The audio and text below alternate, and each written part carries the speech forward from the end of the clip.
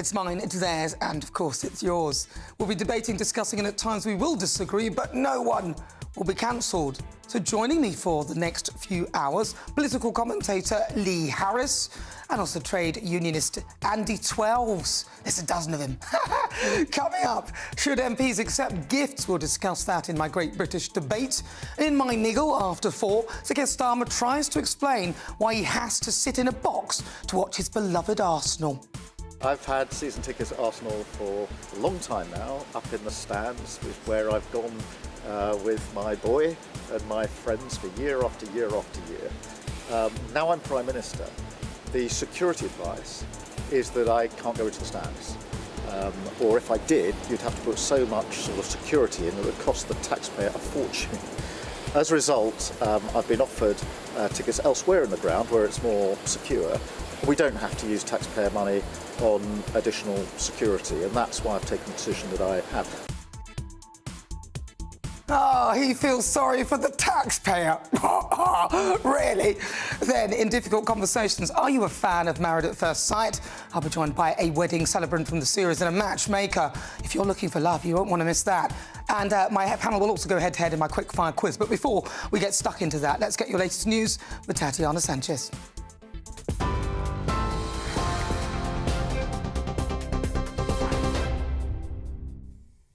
Nana, thank you. The top story today is day 2 of the Reform Conference in Birmingham, with party leader Nigel Farage giving his farewell address earlier this afternoon. Last night, Mr Farage told supporters he believes Reform can win the next general election, given the number of people that agree with their principles. He also explained what drove him to stand as Clacton's MP once the general election was called earlier this year. At almost every level, we'd been betrayed. And then I thought about what was happening on our streets. And frankly, I thought to myself, Britain is broken. And then I couldn't help it. But if Britain is broken, then logically, Britain needs reform. Meanwhile, Mr Farage has signed over ownership of the party, meaning he could feasibly be removed by a vote of no confidence going forward. Unlike most political parties, Reform UK was originally formed as a limited company, with Mr Farage holding most of the shares. But as of now, the Reform leader has relinquished the ownership, and members will now be able to vote on party policies. Thousands of people have gathered for a march for Palestine, making its way through the streets of Liverpool today. Organised by the Palestine Solidarity Campaign, the group say their demands include ending the genocide, stopping the arming of Israel and saying no to war in the Middle East. They also say they'll be directing these aims towards the government at the annual Labour Party conference, which begins in Liverpool tomorrow. This year marks the 80th anniversary of the Operation Market Garden and the Battle of Arnhem. Celebrations in the Netherlands this weekend will commemorate 80 years since 1,900 Allied troops parachuted into the then-occupied country with the aim of recapturing the bridges of Arnhem. Throughout the day today, the contemporary equivalents of those men are recreating the drop at Ginkle Heath and Ida. Jumping from an aircraft in the same place our troops would have landed 8 decades ago. Earlier, Brigadier Mark Berry told GBNews how it feels to be there on the ground today. I think the struggle that soldiers felt here on the ground, the very, very difficult conditions that they faced, epitomise what any one of us feel we could be called to face in the modern era, and therefore we come here to commemorate the bravery of those who went before us and to challenge ourselves to think about their bravery and will we be brave enough when our time comes. The Met Office has issued a further weather warning with heavy rain and thunderstorms forecast for the rest of the weekend. The alert will remain in place throughout today, covering Wales, the Midlands, the southwest and parts of the southeast. The forecaster has warned that people should expect damage to buildings as a result of lightning strikes, disruption to public transport and flooding, all within the affected areas. And tonight, Anthony Joshua will challenge Daniel Dubois for the IBF World Heavyweight title at a sold-out Wembley Stadium. The all-British fight will see Joshua try to take the title from Dubois in an attempt to join the likes of Muhammad Ali, Lennox Lewis and Evander Holyfield by becoming a three-time world heavyweight champion. Things remained relatively calm at the weigh-in yesterday, although both fighters have said they'll do whatever it takes to win. And those are the latest GB News headlines for now. I'm Tatiana Sanchez. More from me in half an hour. For the very latest GB News direct to your smartphone, sign up to News Alerts by scanning the QR code or go to gbnews.com/alerts.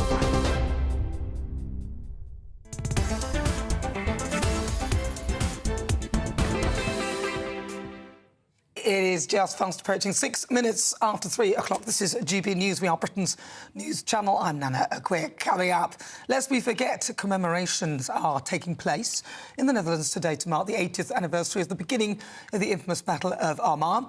We'll be live from the Netherlands and bring you the latest with Charlie Peters. Then the cash for clothes scandal rumbles on. Keir Starmer has said that he and his ministerial colleagues will no longer accept donations for clothes. But is that enough? Just clothes? You shouldn't be accepting anything. Should politicians even be accepting gifts in the first place? And I'll be bringing you the latest from behind the palace walls. Meghan and Harry's future in Hollywood appears to be in doubt amid reports that they are no longer taken seriously there. All that.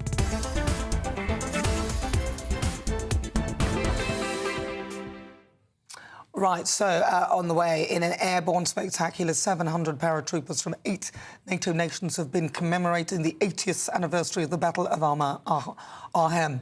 Now, hundreds of Allied soldiers parachuted into Nazi-occupied Netherlands as part of a daring World War II offensive, and just under 2,000 Allied troops lost their lives, and almost 7,000 became prisoners. Let's cross the Eid in the Netherlands and speak to our national reporter, Charlie Peters. So, Charlie, talk to me about the commemorations.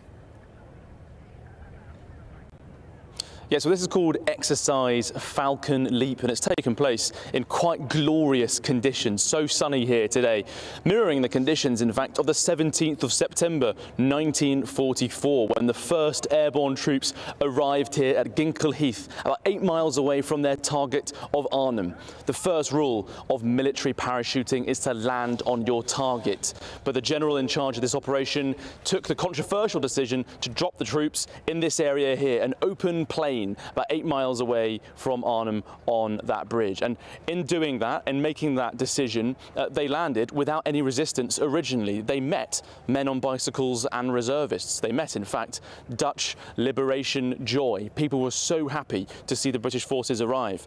But very soon, by the end of that evening, the Germans were wise to what had happened, and there was a very rapid reaction from the counter-attacking Waffen SS divisions that were there. And then the men who jumped into hell's cauldron. Well, today some 700 forces arrived into Ginkel Heath via the air from 8 different NATO countries. We've seen pathfinders from 16 air assault brigades, pathfinder platoon, the first in tip of the spear, the elite of our global reaction force. We've also seen a military freefall operation. Now, when people take on airborne operations and they exit an aircraft, it's usually a static line. That means when they jump out of the plane, the parachute is automatically pulled via a cable that connects their parachute to the aircraft's door. But for military freefall, those parachutists, the soldiers, leap from the aircraft at a higher altitude, control their descent, and let their commanders know when they're going to pull the cord to safely glide down to the ground. Well, the military freefall we saw earlier today was with 12 different parachutists, highly trained, showing off the flags of all those involved in commemorating today. On that day, 80 years ago, across that week-long campaign, we had representatives from the United Kingdom, the United States, and the Polish Airborne Brigade fighting tooth and nail, room to room, in one of the most gritty and determined fighting campaigns that the British military has ever endured. But it was a wider spread of people here welcoming them and commemorating their service 80 years on. The Dutch King was here, and so were several commanders who leapt from those aircraft. The head of the army in the United Kingdom, and the chief of the General Staff, and the commander of Field Army, and the commander of 16 Air Assault Brigade, all leading from the front, jumping interacting with the 90-strong British contingent. Now, there was also an emotional address in the area behind me where the bands were playing this afternoon. One of the soldiers leading that British team jumping into Kinkle Heath today, he said that the last thing he wanted to do as a paratrooper was to salute those who fought 80 years ago. Charlie Peters, thank you very much. Well, in the last hour, Nigel Farage has closed Reform UK's annual conference. The party, which is still buoyant after winning 5 MPs at July's general election, says that it aims to win the election in 2029 and fix broken Britain. And this comes ahead of beginning of the Labour conference, which is being overshadowed by the party's freebies scandal. Sir Keir Starmer has announced that he and his ministerial colleagues will no longer accept donations so close, but questions will still be asked as to whether he should accept gifts in the first place, at a time when pensioners are seeing cuts to their winter fuel payments and taxes are set to rise in the upcoming budget. Well, joining me live from Birmingham is GB News' Tom Harwood. So, Tom, talk to me about the atmosphere at the conference. I actually popped in yesterday. I could not believe that the positive energy, the vibe was incredible. How's it been today? Yeah, I have to say I was at the Reform conference last year, and it was it felt like a completely different party to the party here today. I mean, this is at least 10 times bigger. There's you know, more than just sort of 4 people in a shabby room. This is a proper party conference. Nigel Farage is saying this is the year that the Reform Party comes of age. It's got a new constitution. They're setting up branches across the country. But the real question is, can the results live up to the rhetoric? And there'll be a big test of that in the local elections in May. So who better to speak to than a Reform local councillor, someone described as a rising star in the Reform Party. I'm delighted to be joined here by Maria Bautel. Maria, you spoke on stage earlier today. What has your sort of takeaway been from this party conference? I think it's one of hope, actually. The amount of people I've spoken to yesterday and today that have got their own ideas of how they can improve their communities and what they want to see, and actually how they've been inspired to go out into their areas and be, you know, not be ashamed to say I stand with Reform because I care about our communities, my family, and actually the entire country needs people to step up and make a difference in their area. And I think the people here that I've met are ready to do that and excited to get stuck in. Now, you were originally elected as a Conservative. When did you make the switch and why? So, well, it was over Christmas. I had lots of discussions with my family members. Locally, the Conservatives are a nice bunch. They do quite a good job. And I have lots of friends. But nationally, my dad asked me, do you want to vote for him in the general election? I was like, no. And I don't want to vote Labour, so we're going to vote for. And then the exploration of what other parties existed and almost finding a national political home became something I did in my spare time. And then I went along to Doncaster's conference and I realised that I was among like-minded people who are very passionate, and they launched the draft contract, and when I read it I was like, yeah, I want to stand for this, that's what I want to vote for. And so I put my name in the hat and said I'll come across. Now, it is, of course, a big challenge for any party that is a start-up party. 5 seats in Parliament, a beachhead, as Nigel Farage keeps saying, but, of course, it's a world away from winning the crucial magic 326 majority number. I suppose this is where local politics comes into this, because there's been a lot of talk about the so-called Lib Dem strategy here at this conference. What's that about? Well, so locally in Bridlington and the Wolds, the Lib Dems are very aggressive, I would say, in their campaigning on the ground. They will leaflet houses over and over again to the point where those people are complaining the amount of literature they're getting. And they really are targeted. They are a very enthusiastic bunch that get out in the community. Whether they do good or not is a different debate, but actually they are very active, and I think that's something Reform needs to replicate and really make really smart decisions about what we're targeting, why we're targeting it, and actually just be stand-up members of community that people can trust to represent them at all levels. It's a huge challenge. Maria, thank you so much for talking us through it. And of course, the Reform Party will, as I say, be facing that big challenge of the local elections, along with lots of other parties, of course, in May. We'll be able to see if all of this rhetoric turns into results.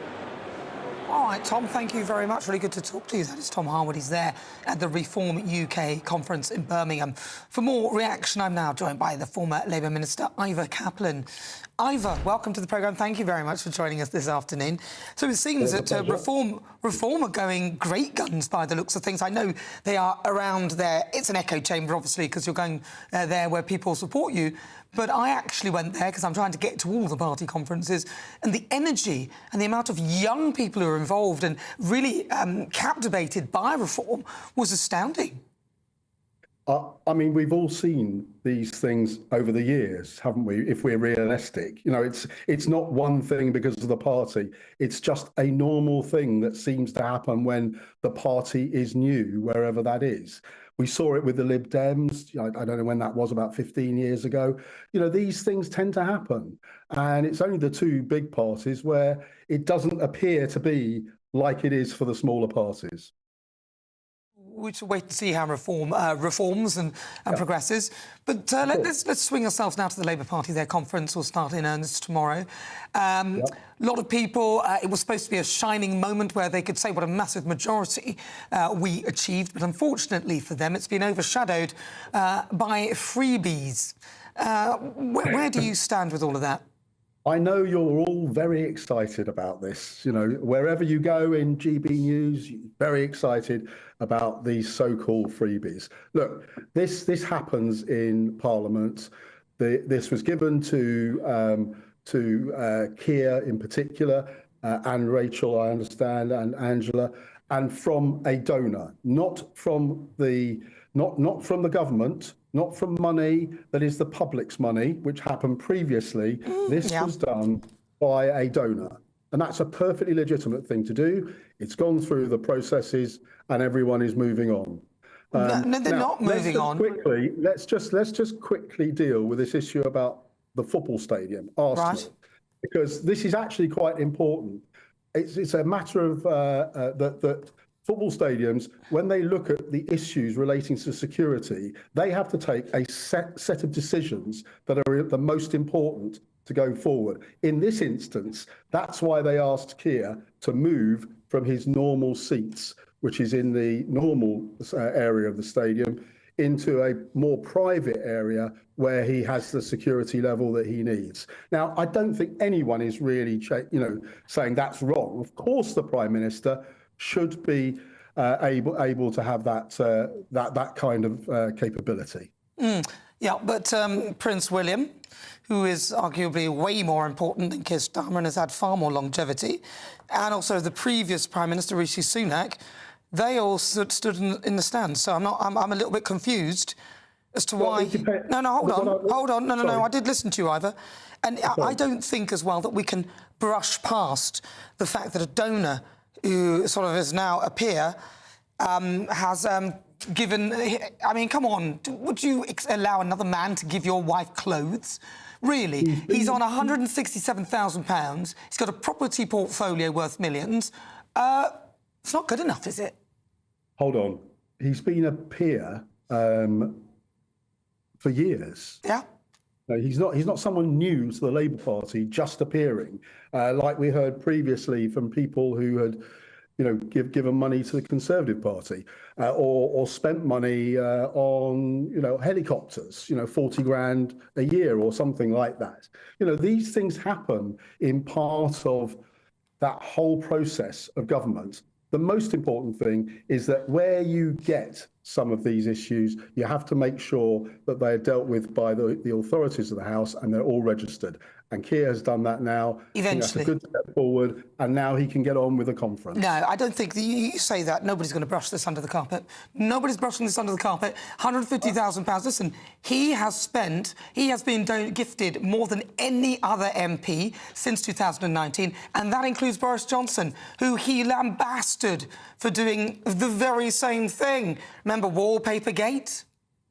I think you'll find that Boris Johnson's reporting of these matters to the authorities was not very good. compared to Keir's. All right, well, I think we're dancing on the head of a pin here. Ivor Catlin, thank you very much. He's a former Labour minister. Welcome aboard if you just tuned in. 20 minutes after 3 o'clock. I've just got started. I'm Nana Akua. This is GB News. We're live on TV, online and on digital radio. Coming up, behind the palace walls, we'll be discussing reports that Meghan and Harry are no longer being taken seriously in Hollywood, casting doubts over whether they have a future there. But first, we'll be continuing our discussion in the Great British Debate this hour. And I'm going to be asking, as Labour's freebie scandal is unravelling, should these MPs even be allowed to accept gifts at all? This is GB News. See you after this. In the GB newsroom, we bring you the news as it happens. With our team of dedicated journalists across the UK. We're ready to keep you up to date with what's happening every half an hour, every single day. Bulletins here on GB News. The People's Channel. Britain's news channel. I'm Christopher Hope. From pop stars to politicians, I'll interview anybody in a pub who's got a political opinion. Join me every Friday on Spotify, Apple Podcasts, YouTube or gbnews.com, or wherever you get your podcasts. This is GB News, the People's Channel. Martin Daubney, weekdays from 3 p.m. What prompted you to go on your incredible journey? Well, I was fighting my own demons at the time, before I started the walk, and it had been a long journey, if you like. And, I knew that I needed to make a change, and my daughter had just flown the nest. I was a single parent before this, and previous to that, I was ex-parachute regiment. And I knew that I needed to make a change, because if I didn't, I'm not sure where I would have been now, if that makes sense. So, something just came into my head at the very end of July and said, look, go and walk the UK coastline. And that's exactly what I did. And 6 years later, we've just finished. You met your missus on the journey as well, didn't you? So truly, Chris, a transformative journey for yourself. Yeah.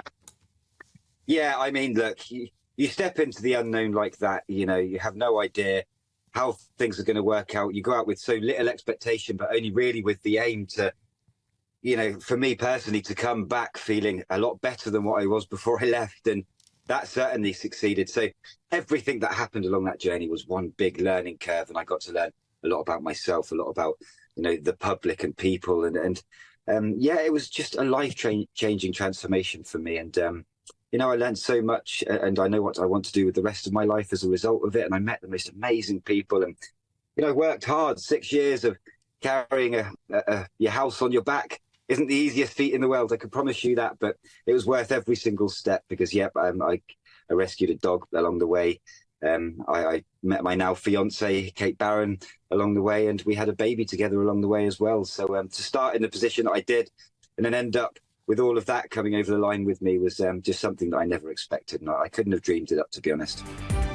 GB News, the People's Channel.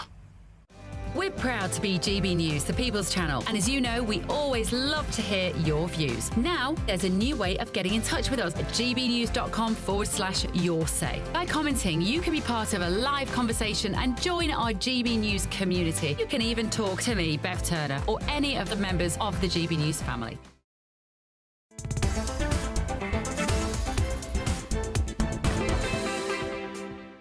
Good afternoon. If you just tuned in, welcome. You're at the beginning of the show. That's good.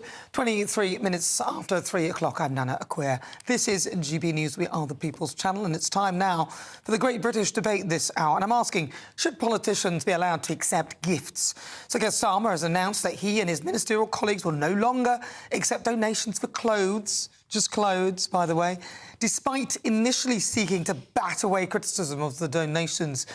And this comes following a backlash at the news that the Prime Minister had accepted over £18,000 from Lord Wahid Ali for new clothes and spectacles. And that was just a small fraction of the £107,000 worth of freebies that Sir Keir Starmer accepted over the past 5 years, by far the most of any parliamentarian. It has now also emerged that Chancellor Rachel Reeves accepted £7,500 for new clothes, a donation that was registered and supported for her office. This has also led to many a question as to whether it's appropriate for politicians to accept large donations at a time when pensioners are seeing cuts to their winter fuel allowance and taxes are set to rise in the upcoming budget. So for the great British debate this hour, I'm asking, should politicians be allowed to accept gifts? Well, joining me now is political commentator Lee Harris. Was a trade unionist, anti-12s. Anti-12s, there's a dozen of you, mate. Let's talk about this. Should politicians be allowed to accept any gifts? I think they should, but it is contingent on them declaring it on their register of interest, their register of financial interests. I think that is the key bit, because realistically, if you do ban it, then there won't be, there won't be any requirement for them to donate the ones that they will get anyway. So it'll just kind of boost the corruption and kind of will create a culture of, oh, well, I'll take that as a bit of double bubble, but I won't declare it to anyone else. So I think having them allowed to accept gifts, but being firm on, the declaration of interests and the register of interests is the key to keeping it, keeping it corruption-free or as much as you can. I'm not buying that. Really? Does that not open them to corruption, the fact that they can accept gifts? So just by default, by me accepting a gift that somebody has given me, they've softened me up a little bit, haven't they? Well, I mean... well, they have, haven't they? I can't speak to your character. If you bought me a bunch of flowers, anti-12, 12 dozen red roses, or a dozen red roses, 12 dozen would be quite a lot. 12 dozen would be a lot. But 12 red roses, I might be a lot nicer to you. Oh, you may well. Think about it. Well, I will. Lee Harris. Lee Harris. I agree with you. I've given this some thought. I'm not sure that they should be completely banned, although I am leaning towards that for the reasons you've just given. If you can buy gifts for an MP or a member, certainly at that level of government. Exactly. Right, that high. I mean, who needs gifts when you're on that salary as well for Keir Starmer? It's not as if he doesn't earn a big wedge anyway, and he's independently wealthy as well. So no, I think, even though I have been a little bit on the fence about this, I think that the best thing to do, if it was down to me, everything should be down to me, Nana. But if it's down to me, I would probably just say, right, no gifts for no one at all throughout the whole of Parliament, and then job done. Absolutely. And I find it absolutely astonishing that these MPs, Keir Starmer in particular, telling us that he's saving the taxpayer money by not sitting in the stands because he's now in a box, which is obviously a VIP seat, which would cost ordinarily £8,000. I mean, that can't be acceptable, can it? I mean, let's be honest. If we think about it the other way, if he hadn't accepted the box and he sat in the stands and he had to hire, 10 police officers to sit round him for the better part of 90 minutes, you would be criticising for going, that's a waste of taxpayers' money. Why are the police there? You would realistically. No, don't tell me what I would be saying. You would. The commentariat would. You are not me. He's stuck between a rock and a hard place. The commentariat would have a go either way. Let me tell you what I would say. OK. I would say that's fine. You're allowed to have some police protecting you as you sit in the stands. They probably won't cost £8,000, actually, the lot of them all there, for the duration of the match. And a lot of them are already there anyway. And where he does things, that's costed him for the taxpayer's paying for that anyway. The fact that he thinks, listen, if he's that scared, he should then watch it on TV, like most of us. That's more like the normal person. I think, this story is blown completely out of proportion. He is the Prime Minister. If it was the chief executive of a company, they wouldn't be sat in the stands. They'd be in a director's box. Which they're paid for. This is a senior leader. Which they're paid for. Well, the box is being paid for. It's no one's ripping off Arsenal Football Club. Do you know what I mean? The box is being paid for at the end of the day. The box is a gift. OK. The box is a gift. So if you want to ban gifts, would you ban second jobs for MPs as well? Absolutely, I would, yes. So GB News would lose a few presenters? Well, that's my thoughts, though. It's not up to me saying who to get rid of. Why aren't you calling for jobs to be banned, second jobs to be banned, as well as, gifts? I have already. Oh, really? I haven't called for it, but we've debated it, and I said if it was down to me, MPs wouldn't have second jobs. Really? Yeah, I've said that repeatedly. I've no issue with that, because I don't believe you can target all your energy into running your constituency, and I also don't believe that you should be accepting gifts, especially being paid more than the average person in this country, which is like, how much is it, 87 or 93,000? Yeah. £91,000 for an MP, and for those in the Cabinet and the Prime Minister, an extra however many thousand. So the Prime Minister's on 167,000, Sue Gray's on more, and the freebies as well. It's absolutely absurd. What gets me was the way that he said just now that he that if I had security says that I have to sit in the stands. I think Keir Starmer has achieved something quite incredible. He's managed to make multi-millionaire Rishi Sunak look like a man of the people, with all of those photographs of him in the stands. Admittedly, there is it's a closed-off area of the stands, but he's in the stands. I just don't buy it.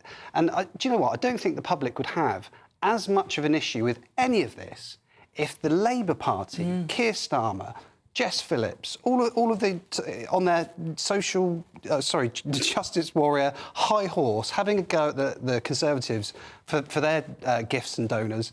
I don't think it's the hypocrisy people can't stand, and it's eye-watering hypocrisy. Andy, I think the fact is they've declared these gifts. They've followed the rules. Like, they have followed the rules at the end of the day. I think a lot of the criticism over the last few years has been where the Tories haven't followed the rules necessarily, or haven't quite played by the rules. But he didn't follow the rules. When we look at the kind of Michelle Mone kind of PPE scandal, he didn't follow. That was because they didn't follow. He didn't follow the rules. Well, he did. He declared the gift. No, eventually. What do you mean Not eventually? In time. He did. He declared them late. He declared it though. Late.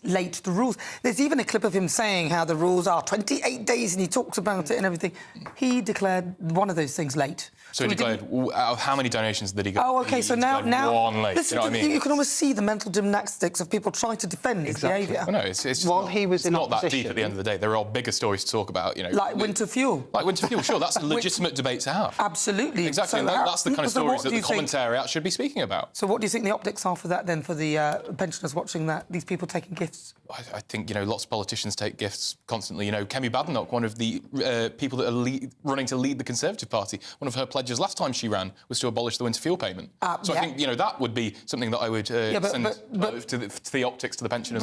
But they didn't do it. She's not... Well, no, she lost, in fairness. Well, they didn't do it anyway, because they'd look into that. And the Labour Party themselves looked into that, and their own research said that up to 4,000 pensioners would die. But it seems that they're expendable, by the way.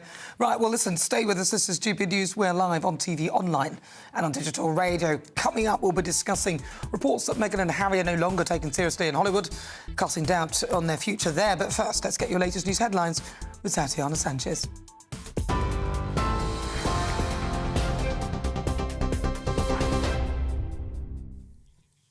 Nana, thank you. The top stories this hour. Today is day 2 of the Reform Conference in Birmingham, with party leader Nigel Farage giving his farewell address earlier this afternoon. Last night, Mr Farage told supporters he believes Reform can win the next general election, given the number of people that agree with their principles. He also explained what drove him to stand as Clacton's MP once the general election was called earlier this year. At almost every level, we've been betrayed. And then I thought about what was happening on our streets. And frankly, I thought to myself, Britain is broken. And then I couldn't help it. But if Britain is broken, then logically, Britain needs reform. This year marks the 80th anniversary of Operation Market Garden and the Battle of Arnhem. Celebrations in the Netherlands this weekend will commemorate 80 years since 1900 Allied troops parachuted into the then-occupied country with the aim of recapturing the bridges of Arnhem. Throughout the day today, the contemporary equivalents of those men are recreating the drop at Ginkle Heath in Ada, jumping from an aircraft into the same place our troops would have landed 8 decades ago. And tonight, Anthony Joshua will challenge Daniel Dubois for the IBF World Heavyweight title at a sold-out Wembley Stadium. The all-British fight will see Joshua try to take the title from Dubois in an attempt to join the likes of Muhammad Ali, Lennox Lewis and Evander Holyfield by becoming a 3-time world heavyweight champion. Things remained relatively calm at the weigh-in yesterday, although both fighters have said they'll do whatever it takes to win. And those are the latest GB News headlines for now. I'm Tatiana Sanchez. More from me in half an hour. For the very latest GB News direct to your smartphone, sign up to News Alerts by scanning the QR code or go to gbnews.com/alerts.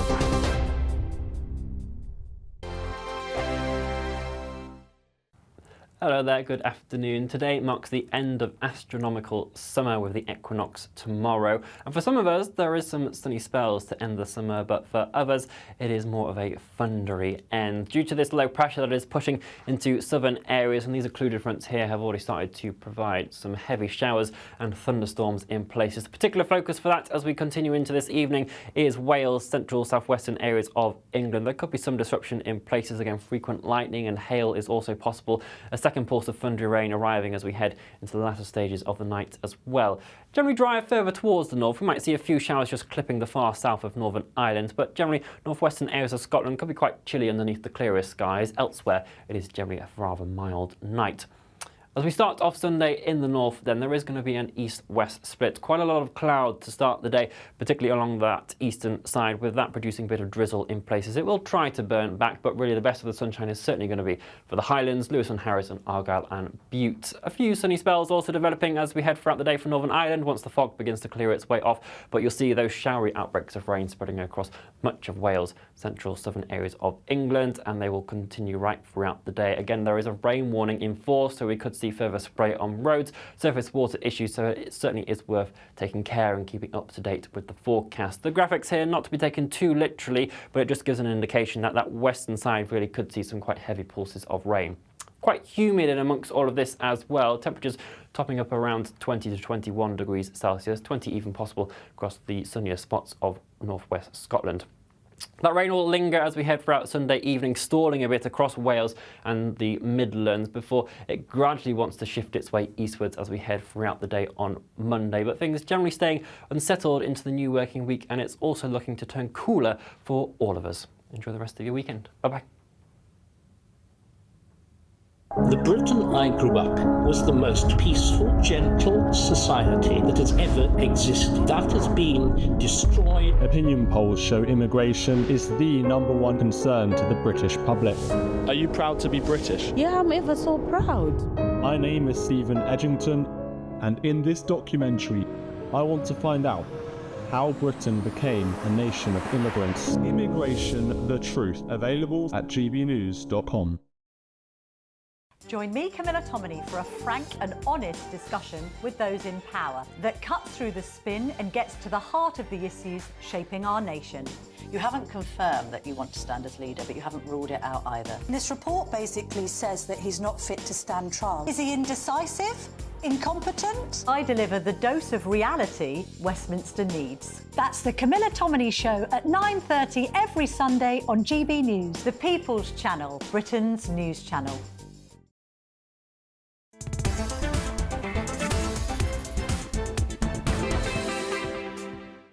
36 minutes after 3 o'clock. Welcome back. I'm Nana Akua. This is GB News. We're live on TV, online and on digital radio. Don't forget as well, you can download the GB News app where you can check out all of the programmes in real time and also after time and watch all the different things at your leisure. But it's now time for Behind the Palace Walls, where I bring you the latest from the royal household. Harry and Meghan's future in Hollywood appears to be in doubt amid reports that they are no longer taken seriously by the people in the industry. In the meantime, members of the royal family reportedly had concerned for Prince Andrew following the release of a very royal scandal on Amazon Prime, which, according to one royal commentator, paints the Duke of York as the most obnoxious individual you could ever have the misfortune to meet. Well, let's discuss some of these stories with royal broadcaster Helena Chard. Wow. They've not minced their words about him, have they?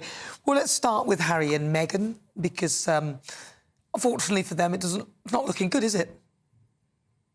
It's not looking good, Nana. I mean, honestly, we're hearing so many different things from America, but, you know, things about Meghan Markle ready to, you know, take her gloves off and write something and come out with a new memoir. And it's hardly surprising. I mean, it's now that the US are just not taking them seriously and are seeing them for what they are. And anyone that is going to trash their family and trash the royal family, there's going to be a problem. And I think now there's this sort of ripple effect.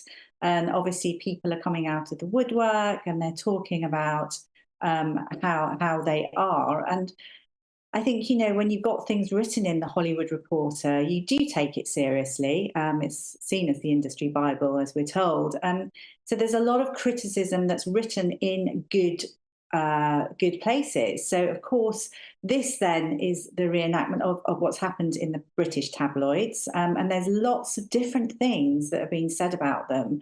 So, of course, there is so much distrust and dislike towards the couple, and it's genuine. You know, it really, really is. I mean, if you think about all these thoughts of, you know, Duchess difficult, let's go back to Bill Simmons and grifters, and now seeing all of this in, I don't know, is it dictator in heels or whatever it is, and not talking so kindly about Prince Harry either. I mean, what is there and what is left? They are working for themselves. They're not working for the royal family. You know, they're hanging on to their royal titles, and people are beginning to see them for what they are. And I think, you know, people have wondered slightly, but then seeing it in good, you know, magazines and good, you know, the Hollywood Reporter, you have to take it seriously. And I think as well, you know, the backlash is coming out and saying, no, this isn't the case, as we've heard. Meghan Markle has been, you know, has got staff to say certain things. You start thinking, hang on, I don't know, we can't take you serious. It's best just to step back in situations like that. I love that. Not good. It's not a good look. I think it's funny. Not going well. A dictator in heels. They might call me that. Not really. That's funny, isn't it? That is actually quite a funny comment that someone would make. You can sort of see it now, can't you? Poor Harry. If it's true and if rumours are to be believed, and you know there's a lot of nonsense swilling out there, but there do seem to be an absurd number of people now coming out and saying the same thing. And they are on communications advice. I think it's number 11 now. So there's got to be something in some of it. And they're not denying much of it either. Let's move on to Prince Andrew and his very royal scandal that is coming out on Amazon Prime. It's already out, actually. I know people who've already seen it. Have you seen it? And what was your view if you have? I haven't seen it all. I have seen bits and pieces, and I have to say, you know, Michael Sheen is an incredibly good actor. Although he's not pro-monarchy, I do know that, so that's slightly disappointing, but plays Prince Andrew incredibly well. So obviously, as you say, it's out on Amazon. I think it's a 3-part series. And it's good. It's captured people's imagination. It's obviously not all true. But I think, unfortunately, Prince Andrew does come across as obnoxious. I think, who is it that said it's, you know, the most obnoxious individual you'd ever have the misfortune to ever meet, right, or something like that. Yes, it was one royal commentator. Yes, that's right. And I think actually the royal family are pretty worried about Prince Andrew. And you know, I think he is arrogant. We know that. He is arrogant. We hear about him. The whole thing is not a good look, although we know that Prince Andrew has you know, claims to be innocent in all of this. I feel sorry for his daughters. I do feel sorry for his daughters. It may be an interesting watch, etc., but I think we can't help thinking about Royal Lodge. And it's this whole not good. It's not a good look for the royal family. You know, it is time for him to move out of Royal Lodge and for him to look at his daughters and look at things going forward, where obviously Prince William will need more help in due course. You know, what can I say? Michael Sheen is great. We can think of Prince Andrew. I mean, I've heard so much, but it's all alleged talk of him. But we have heard he is depressed about things. I've equally heard that he was almost having, you know, inviting people round to watch the screening. I just think as well, it's a completely different stance, isn't it? I think it's taken from Emily's point of view. It's her viewpoint. But also there's quite a bit that's from the heart of Buckingham Palace and Royal Lodge. I look forward to watching it all. I just hope that things can move on from here. And we don't want to be concentrating on Prince Andrew at the moment. We want to be concentrating on how great our royal family is and how much positive things are going on.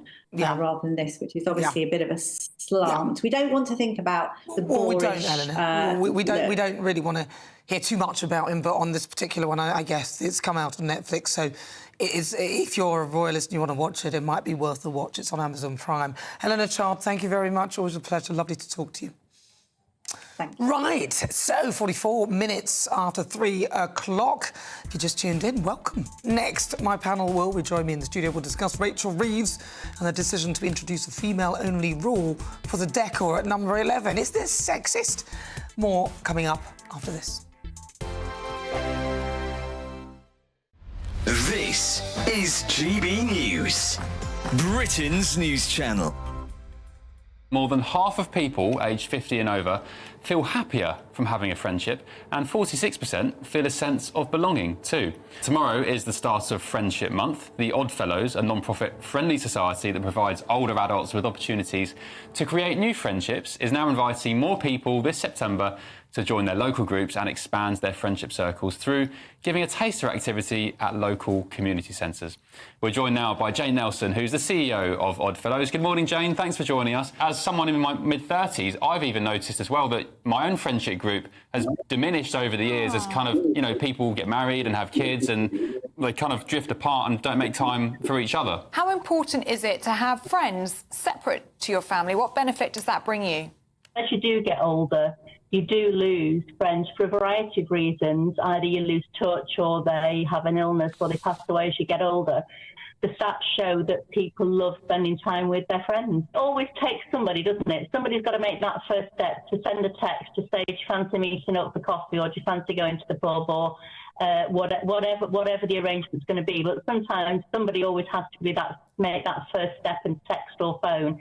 And I think the other key thing is it usually tends to be the same person, but that doesn't matter as long as that connectivity is made, because that's what you need. You need the connectivity. If you think about when we were children, we'd go around the playground and say, will you be my friend? Well, we don't tend to do that as we get older. But be brave, look on Oddfellows website, see all the amazing events we've got on, go to see what's going on in your area, oddfellows.co.uk, or you can telephone 0800 028 1810, and our team will be more than happy to point them in the right direction of their local events, and there's so much going on, 300 going on. GB News, the People's Channel. I'm Christopher Hope. From pop star to politicians, I'll interview anybody in a pub who's got a political opinion. Join me every Friday on Spotify, Apple Podcasts, YouTube or gbnews.com, or wherever you get your podcasts. This is GB News, the People's Channel. If you want your news to be straight talking, this is a nightmare for the Conservatives again. Down to earth. It's not just Nottingham where this is happening, is it? And most importantly, honest. Hard-working, middle-class taxpayers, they'll get their book thrown at them. Then catch me, Martin Daubney, Monday to Friday, 3 till 6 p.m. on GB News, Britain's news channel. This Monday, the king of breakfast TV is back. That's right, Britain's favourite TV host, Eamon Holmes, returns to Britain's hottest breakfast programme. Breakfast every day from 6 a.m.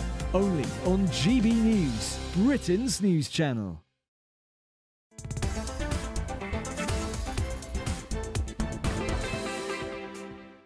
Good afternoon, 47 minutes after 3 o'clock. Keep all your thoughts coming, gbnews.com/your say. I'm going to read some of those very shortly. But now it's time for the Great British Debate This Hour. And I'm asking, is a female-only rule for the decor at number 11 sexist? Chancellor Rachel Reeves has raised eyebrows by introducing a female-only rule for the paintings in number 11 Downing Street. Speaking at a reception for female business leaders, the Chancellor announced that every painting in the stateroom in number 11 will be replaced by work of arts by women. However, she has been accused of pathetic gesture politics designed to distract the public from winter fuel payment cuts. Nice try, Rachel. But we'll talk about it anyway. I don't think this is going to go in her favour either. So for the Great British Debate This Hour, I'm asking, is a female-only rule for decor at number 11 sexist? Well, let's see what my panel make of that. Joining me now, political commentator Lee Harris, also trade unionist Andy Twelves. Right, I think there's only 11 of him now after the last one I destroyed. Lee Harris. I think it is a bit of a distraction. It's also, I'm going to think the word cultural vandalism. Yeah. It's not her office. She's effectively working in a museum.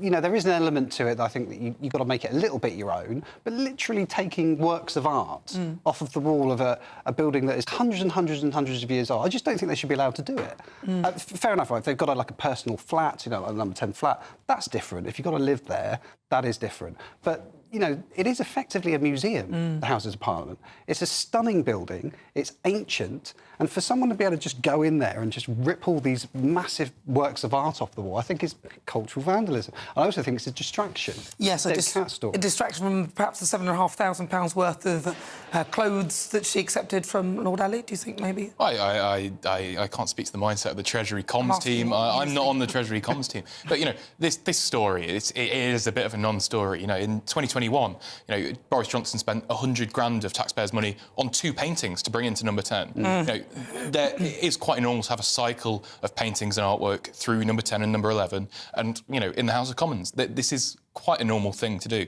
For her to just give it a bit of a directive... It's not a bit, though, is it? It's quite no, not really. Every single picture. Not really. And she's saying it's specifically women as well, which some might see as a bit sexist. Well, no, it's to kind of push the point that she's the first female chancellor in the, you know, hundreds of years of the job existing. It's just it's a nice thing to do. It's her office. It's, you know, it's one room in a building. Office. It is her office. Do you know what I mean? She's been elected as an MP. She's been appointed as Chancellor of the Exchequer by the Prime Minister. The State Room is her office. She can do whatever she wants in there. That building will be around a lot longer than Rachel Reeves. Well, it may well be, but the fact of the matter is she's got to work in that room every day for the next X amount of years. To be fair... She can do what she wants, it's her room. To be fair, the room may not be around as long as they carry on sort of literally stripping the finances of this country. They might have to sell up. But do you think then perhaps she saw the reaction with what happened when Keir Starmer removed Thatcher's painting and thought that if I do that with my office, perhaps people won't talk about the £7,500 worth of clothing that she got from Lord Ali? I mean, obviously, I can't speak to the Chancellor's mindset, but it's one of those where I think she wanted to empower women and make a gesture to those female business leaders that she was addressing. It is a gesture. She is virtue signalling, and there's nothing wrong with a bit of virtue signalling. Virtue signalling. He's acknowledged it as virtue signalling. Yeah, exactly. I cannot stand identity politics. I mean, the fact... don't get me wrong, I'm very pleased we have a female chancellor. I hope she's got there on merit, but I'm starting to think that that's probably not the case, looking at her performance. How else would she have got there if not on merit?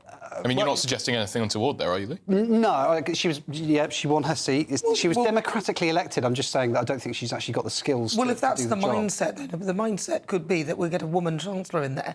So it may be there's a level of that she may not be as good as she could be. Because she's even focusing on the women thing herself. I mean, she was a Bank of England analyst. She worked for the embassy in DC on their financial team. She was the shadow chief secretary of the Treasury. She was the chair of the business committee in Parliament. She was shadow chancellor. She's now chancellor. But I mean, she still needs to put paintings up you can't question her credentials. Being a woman. You can't go, oh, well, she might not be there on merit. You can't question her credentials. They are legitimate for a chancellor. I can question those credentials because I can list all the things that I've done, but whether I was any good at them is the point.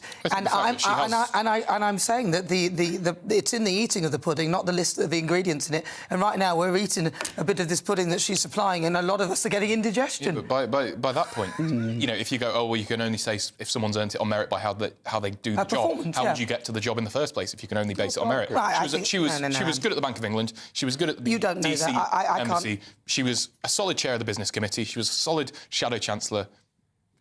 She's chancellor now. There's no reason to question that she's not there on merit. Come to OK, so do you think perhaps they're again trying to distract from people like Jazz Athwell? Jazz Athwell, the MP for the dodgy landlord, who didn't pay for his own licences for his own licensing scheme that they have forgotten. I won't forget. Well, I think the Prime Minister's been fairly clear on that. Well, which is he condemned it, hasn't he? Yeah, and then what did he do? Well, it's a private matter. I think it was reported to the NEC of the Labour Party. It's a private matter. Well, you know, it was reported to the NEC of the Labour Party. And they have processes.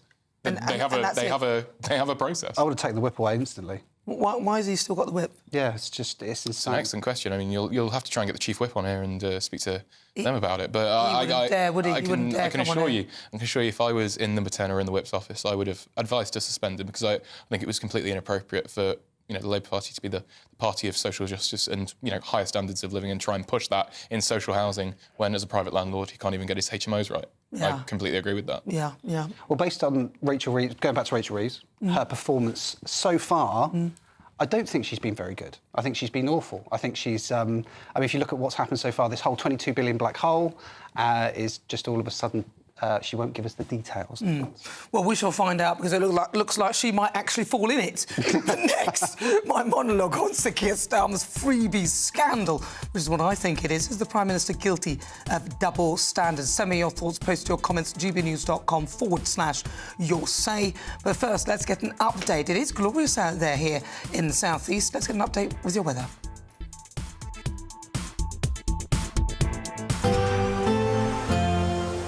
Looks like things are heating up. Boxed boilers, sponsors of weather on GB News. Hello there, good afternoon. Today marks the end of astronomical summer with the equinox tomorrow. And for some of us, there is some sunny spells to end the summer, but for others, it is more of a thundery end. Due to this low pressure that is pushing into southern areas, and these occluded fronts here have already started to provide some heavy showers and thunderstorms in places. The particular focus for that as we continue into this evening is Wales, central southwestern areas of England. There could be some disruption in places. Again, frequent lightning and hail is also possible. A second pulse of thundery rain arriving as we head into the latter stages of the night as well. Generally drier further towards the north. We might see a few showers just clipping the far south of Northern Ireland, but generally northwestern areas of Scotland could be quite chilly underneath the clearer skies. Elsewhere, it is generally a rather mild night. As we start off Sunday in the north, then there is going to be an east-west split. Quite a lot of cloud to start the day, particularly along that eastern side, with that producing a bit of drizzle in places. It will try to burn back, but really the best of the sunshine is certainly going to be for the Highlands, Lewis and Harris and Argyll and Bute. A few sunny spells also developing as we head throughout the day for Northern Ireland once the fog begins to clear its way off, but you'll see those showery outbreaks of rain spreading across much of Wales, central southern areas of England, and they will continue right throughout the day. Again, there is a rain warning in force, so we could see further spray on roads, surface water issues, so it certainly is worth taking care and keeping up to date with the forecast. The graphics here not to be taken too literally, but it just gives an indication that that western side really could see some quite heavy pulses of rain. Quite humid in amongst all of this as well. Temperatures topping up around 20 to 21 degrees Celsius, 20 even possible across the sunnier spots of northwest Scotland. That rain will linger as we head throughout Sunday evening, stalling a bit across Wales and the Midlands before it gradually wants to shift its way eastwards as we head throughout the day on Monday. But things generally staying unsettled into the new working week, and it's also looking to turn cooler for all of us. Enjoy the rest of your weekend. Bye-bye. That warm feeling inside from Boxed Boilers, sponsors of weather on GB News.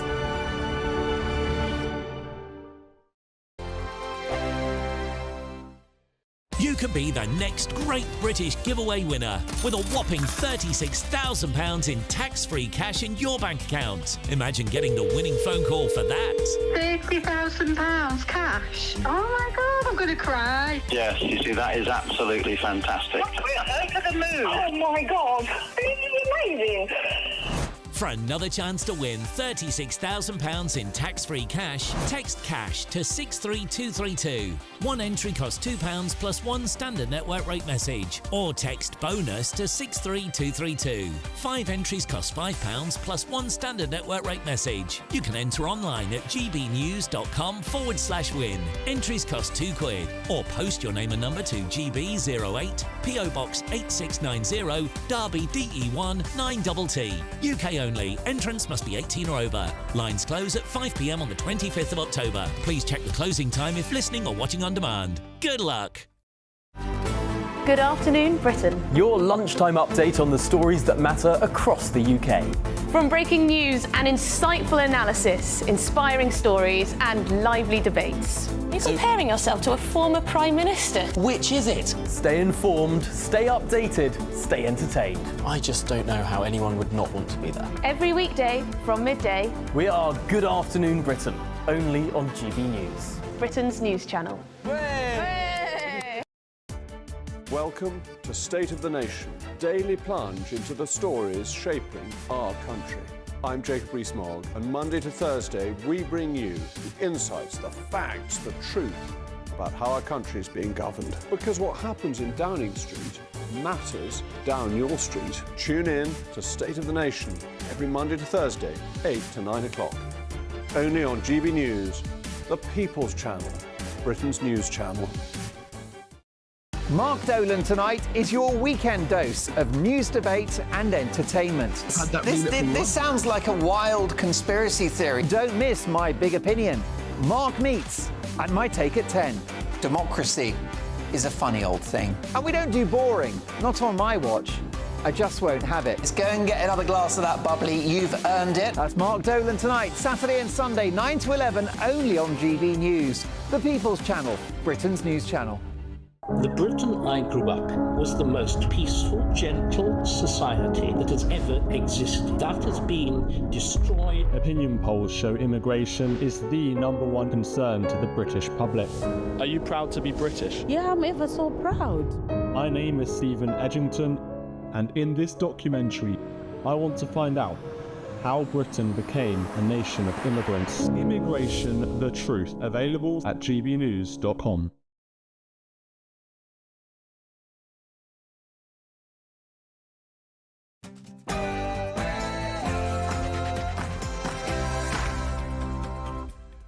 Hello, good afternoon and welcome. It's just coming up to 4 o'clock. This is GB News. We're live on TV, online and on digital radio. I'm Nana Akua. And for the next few hours, me and my panel will be taking on some of the big topics hitting the headlines right now. This show is all about opinion. It's mine, it's theirs, and of course it's yours. We'll be debating, discussing, and at times we will disagree, but no one will be cancelled. So joining me for the next few hours, political commentator Lee Harris, and also trade unionist Andy Twelves. Coming up, should MPs accept gifts? All of that is online at X. I'm asking you that question. I'm posing you that question. I want to hear what you think. Then in my niggle after 4 o'clock, here Starmer tries to explain why he has to sit in a box to watch his beloved Arsenal.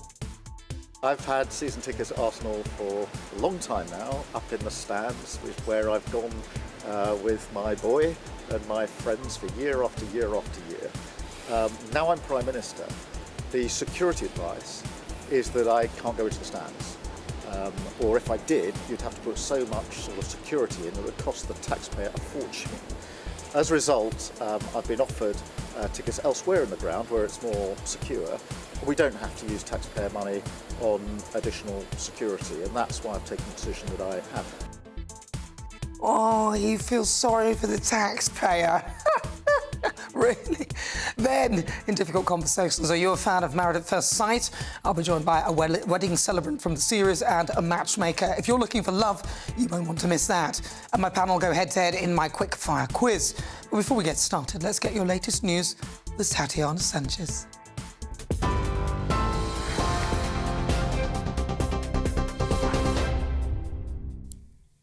Nana, thank you and good afternoon. The top stories. Today is day 2 of the Reform Conference in Birmingham, with party leader Nigel Farage giving his farewell address earlier this afternoon. Last night, Mr Farage told supporters he believes Reform can win the next general election, given the number of people that agree with their principles. He also explained what drove him to stand as Clacton's MP once the general election was called earlier this year. At almost every level, we've been betrayed.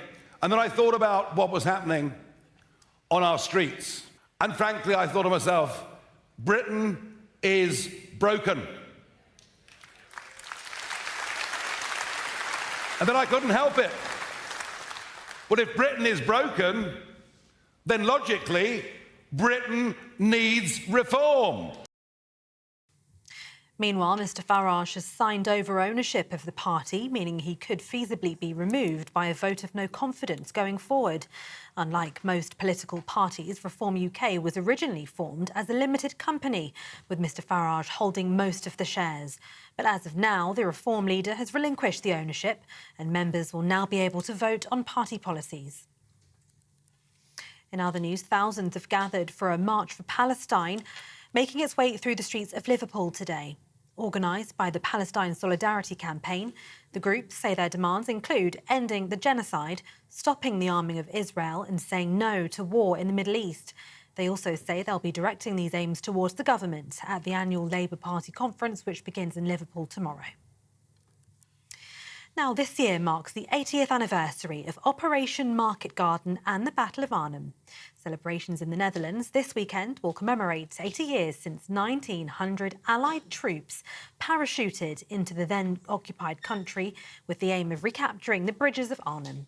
Throughout the day today, the contemporary equivalents of those men are recreating the drop at Ginkle Heath in Ada, jumping from an aircraft into the same place our troops would have landed 8 decades ago. Earlier, Brigadier Mark Berry told GB News how it feels to be there on the ground today. I think the struggle that soldiers felt here on the ground, the very, very difficult conditions that they faced, epitomise what any one of us feel we could be called to face in the modern era. And therefore, we come here to commemorate the bravery of those who went before us and to challenge ourselves to think about their bravery and will we be brave enough when our time comes.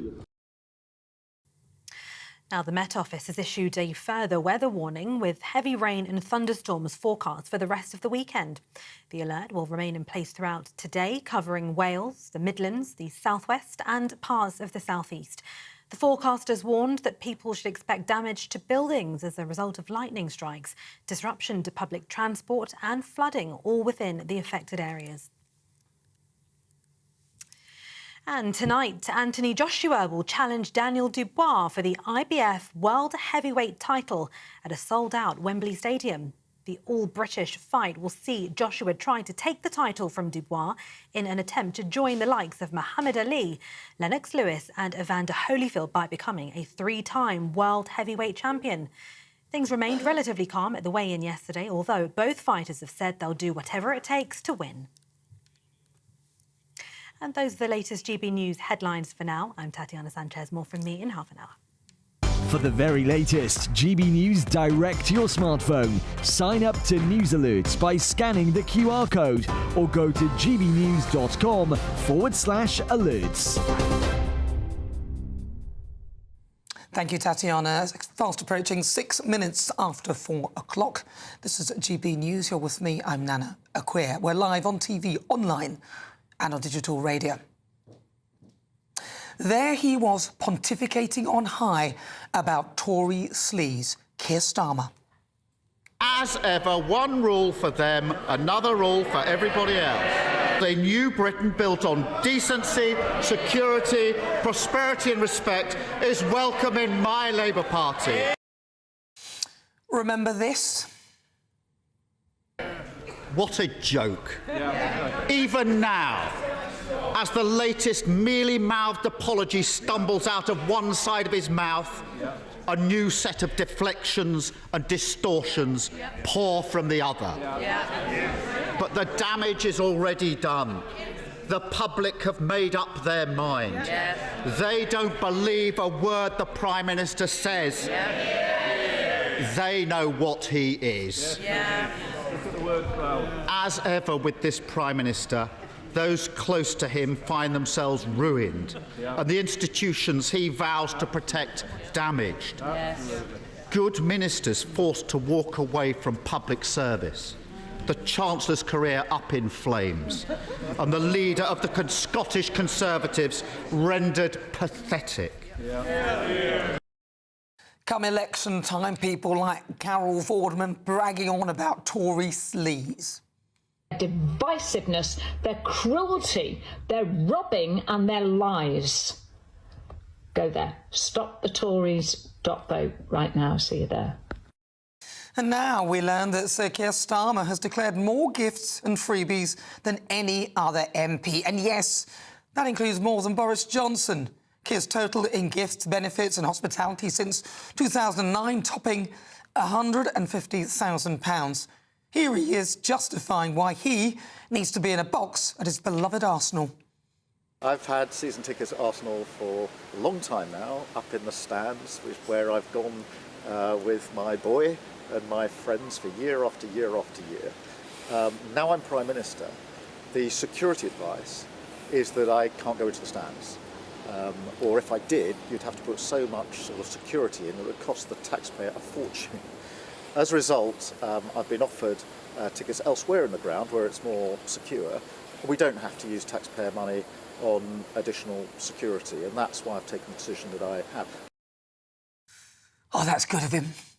In the meantime, Keir, Prince William, who is arguably far more important than you, and Rishi Sunak, when he was Prime Minister, were able to sit in the stands. But Keir wants us to believe that he's doing this because he cares about the taxpayer. Please! If you cared about us, Keir, you'd backtrack on your ridiculously damaging policies. I mean, this has got to be the most uncaring government I have ever had the misfortune to be led by. And they've only been in power for just 10 weeks. They've only just started. They've attacked pensioners, removing their winter fuel allowance, and school children with the VAT raid, whilst accepting gifts. But they're all at it. Angela Rayner, who accepted 3.5 grand's worth of clothing.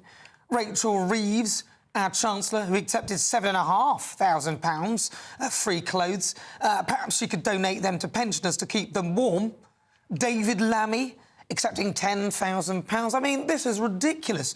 So whilst the Labour leader was fanning the flames of Partygate, and even as Beergate came out when he said Angela Rayner wasn't there, even though a video emerged showing a mystery redhead in what looked like the same room as him, and when he said it was an impromptu gathering with about 6 people, which turned out to be at least 19 after someone discovered a receipt which showed if there were only 6 people there, they must have been either very hungry or incredibly greedy.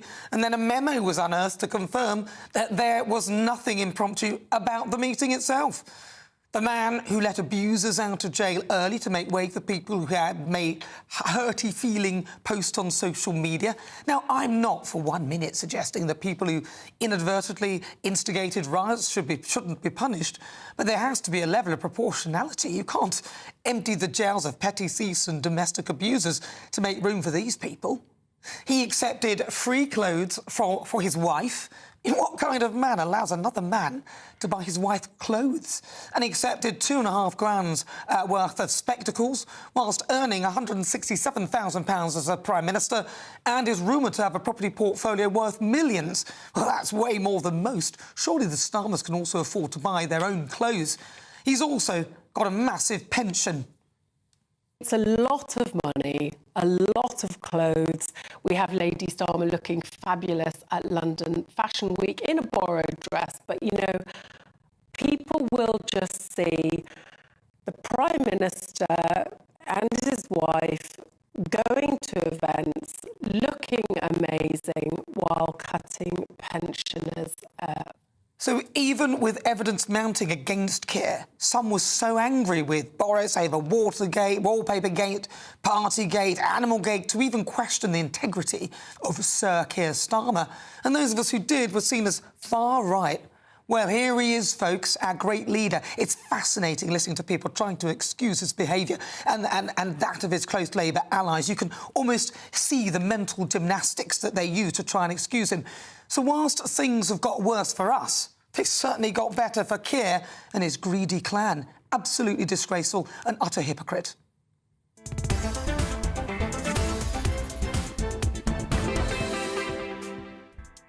Well, before we get stuck into the debate, here's what else is coming up today. For the Great British Debate this hour, I'm asking a political commentator and trade unionist, do you believe Reform UK could replace the Tories? Then it's The Pulse, where we look into the latest health stories. And this week, NHS hospitals are increasingly charging patients for treatment with income rising by a quarter in just a year. Isn't that outrageous? Or is it about time that NHS became part of a privatised system? That's coming up. As ever, tell me what you think. Post your comments. Send me your thoughts. GBNews.com/your say.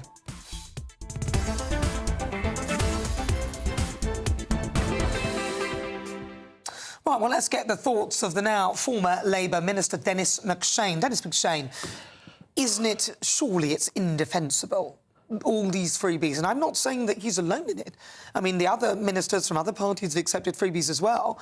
But he's in power, and he held Boris Johnson up and literally told us how bad Boris Johnson was for being so dishonest and distrustful. And isn't what he's doing similar? It's a lovely sunny day outside, Nana, but you're really storming through. It's very good, very powerful. I love it. But, I mean, there's no comparison with Boris Johnson because there was a lot of serious problems with COVID, with corruption, with putting people in the House of Lords, taking money from Putin that Starmer's not guilty of. What he is guilty of, undoubtedly, and believe me, talking to all my Labour friends today, yesterday, this week, and there's a lot of worrying concern, is a lack of judgment. What he doesn't have is what I call a Jap. He needs a Jap in his team. What is a Jap? It's Jonathan Powell, J, A, Alistair Campbell, P, Peter Mandelson. And there seems to be no one there who just says, look, Prime Minister, don't do this for your own sake. We know you're not cheating or thieving or anything, but don't do it. And this is what baffles me, is just the lack of judgment. Well, so he hasn't got a moral compass of his own. He needs somebody else to tell him that don't accept free... I don't think he should be accepting free Taylor Swift tickets. I don't think he should be accepting free tickets for Arsenal at all. He's got a massive salary compared to most people. He's also got a property portfolio worth millions. So he's not a poor man. So why on earth would he allow another man to give his wife clothes? It's not good enough. The only thing where your lovely list of crimes against humanity you're reading out against him, the only thing where I just jibbed a bit, looking at what has happened in terms of assassination attempts on world leaders, if he is told, don't go to your usual seat, here's a kind of box somewhere far off, you can sit there. That's the only area. On the suits, on the glasses, I don't even understand how somebody gives you glasses. You have to go to an optician to be checked for glasses. These are all things that, frankly, I think they'll be lost in the wash. I remember... Well, he hopes he could buy them himself. Well, yes, many people buy their glasses themselves. Others go to Specsavers. I remember there's a guy called Chris Mullen, who you'll remember, a very distinguished left Labour MP, a friend of mine, sat side by side by him, was closer than I am to you, about 1994, 95, and I'm jeering at John Major and the Tories for sleaze. Do you remember they were accused of sleaze? Yes, I remember. And Chris, very hard on the Tories, turned to me and said, Dennis, shut up, because we'll be in power soon and we will be found out to be just as guilty in our own way. And that would be, I caution certainly the Conservatives. It's very interesting Nigel Farage isn't doing too much on sleaze, because, of course, he's trousered £140,000 a year since he's been an MP and just turned up 3 times in the Commons. Most of us expect MPs, I was expected, to be in the Commons working for my constituents. What's Nigel doing? Well, he has said... Later in the year. He has said that he's doing that because he's worried for his own security and safety. And the House of Commons? No. I'm talking about the Clacton stuff. Are you talking about the House of Commons? No, I mean, he can work in Clacton. He can work remotely if necessary. He has just done 3 questions and trousered £138,000 from money outside, not his very handsome salary, not his very handsome expenses. So, I mean, reform. Good luck to reform. Yeah, but yes, I know they're allowed to. And the Tories were, the number of Tories who were landlords and stopped any reform to protect tenants. In the Whip's office, they all had an interest in ensuring tenants were treated badly. Exactly. Well, look, so exactly... Hey, we're not a ping pong. So the point of this is that when you have a vested interest or somebody's giving you a gift, it's not really... it's very difficult for you to then make a sort of an objective decision. You're going to be making decisions. Somebody softened you up with some gifts, some glasses and all this and all that.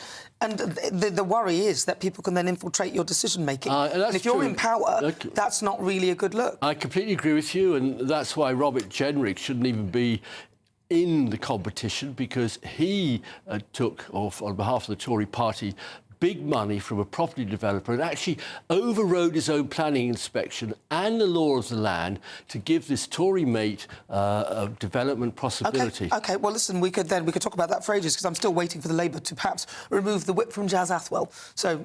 well, we'll see what happens with that. But thank you very much, Dennis McShane. Right, Nigel Farage has closed Reforms UK's annual conference, with the party still buoyant after winning 5 MPs at July's general election. And they have a rather ambitious aim. They say they want to win the general election in 2019 and fix Britain. All of this ahead of the beginning of the Labour Party conference, which starts tomorrow, but it's been overshadowed by the freebies scandal. Sir Keir Starmer has announced that he and his ministerial colleagues will no longer accept donations for clothes, but questions will be asked as to whether he should accept gifts at all. Ridiculous. I mean, it's just not good enough, especially when they're cutting winter fuel payments to pensioners and taxes are set to rise.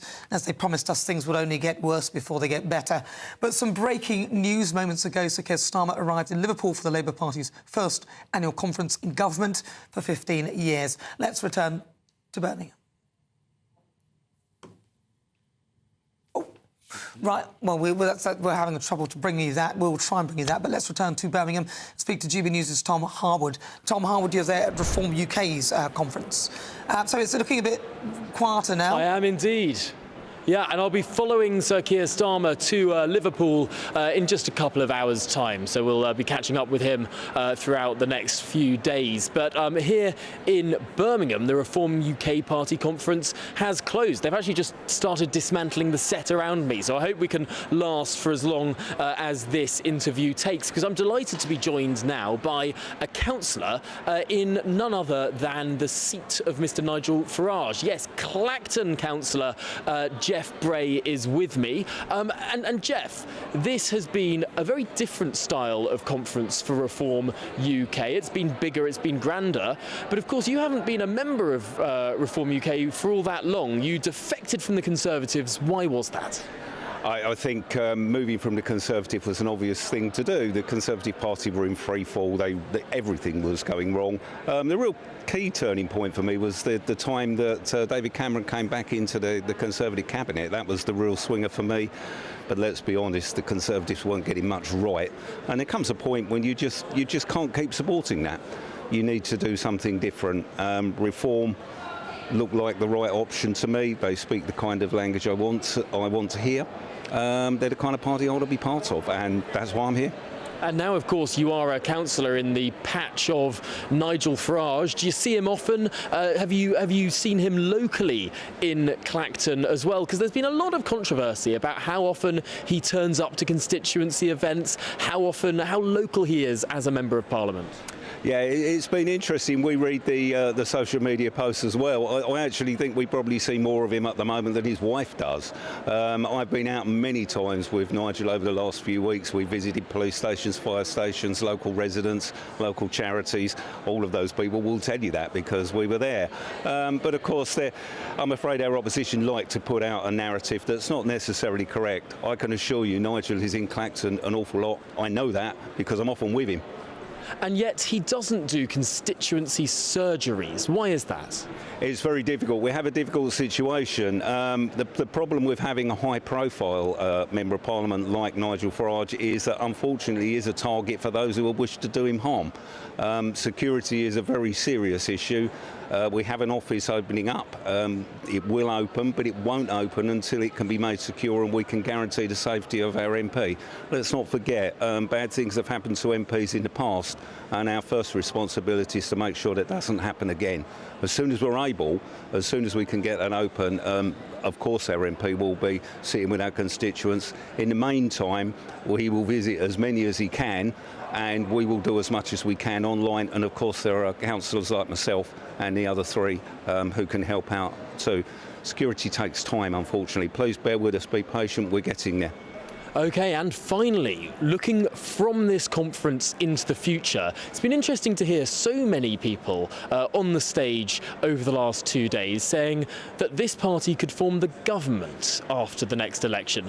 Is that really credible? Of course it's credible. Have a look around you. You have a Conservative Party that's basically completely gone. There's not much left of it worth talking about, and I suspect it will only get worse. You have a Labour Party who I think have done everything possible to make themselves the most hated party in the world over the last few weeks, and actually nobody really knows what the Liberal Democrats stand for anyway. So yes, it's perfectly credible. We are the only party growing. We're gaining members. We've gained, I believe, a couple of thousand members in the last day.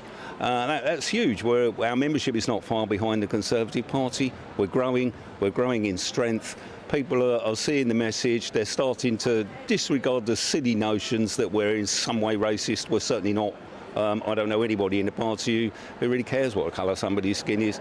We're not racist. We just want people to behave according to British law and reasonably. That's all we're asking for. So yes, of course it's credible. There's every possibility, and we've 4 years to do it. So if you're in Labour government at the moment, look out, we're coming. Goodness me, from 5 seats to 326. It's a mountain, but I suppose we'll see how it goes. Jeff Bray, thank you very much for joining us here at the Reform Party conference. That's it from me. Back to you, Nana. Thank you very much. That was Tom Harwood there at the Reform Party conference. As it all wraps up, but we'll be hearing from him as well with regard to the Labour Party conference, which kicks off very shortly. But you're with me. I'm Nana Akua. 23 minutes after 4 o'clock. This is a GB News. We're live on TV, online and on digital radio. Next, it's time for another great British debate this hour. And I'm asking, do you believe that Reform UK could replace the Tories?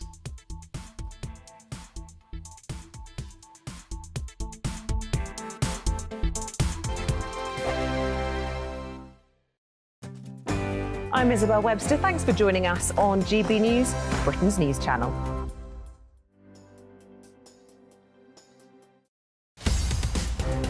In the GB newsroom, we bring you the news as it happens. With our team of dedicated journalists across the UK, we're ready to keep you up to date with what's happening every half an hour, every single day. Bulletins here on GB News, the People's Channel, Britain's news channel. Good afternoon, Britain. Weekdays from midday.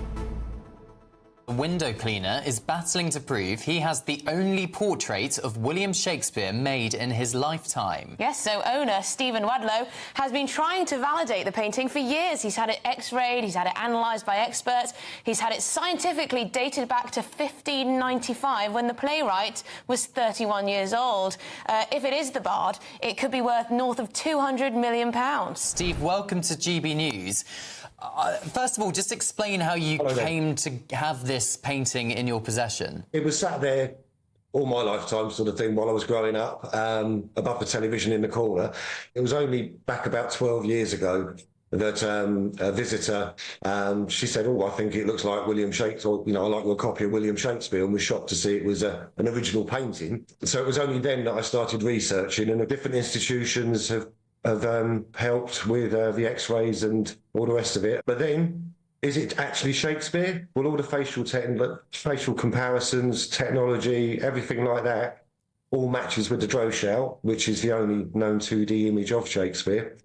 And who do you go to find that out? There's a suggestion in the Sun's write-up of this story that you've been struggling to be heard in the academic world, the lofty art world. It's all a bit snooty. Yes. It's about who you know, and you're a tradesman. Yes, yes.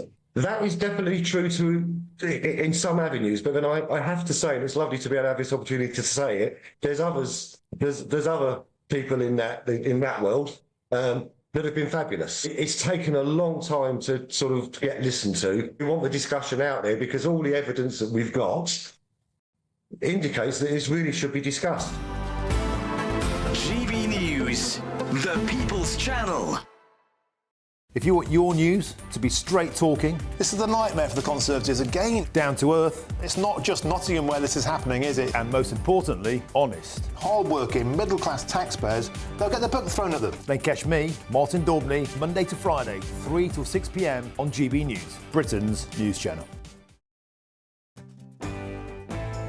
Hello there, I'm Eamon Holmes. Thank you for joining us on GB News, Britain's news channel.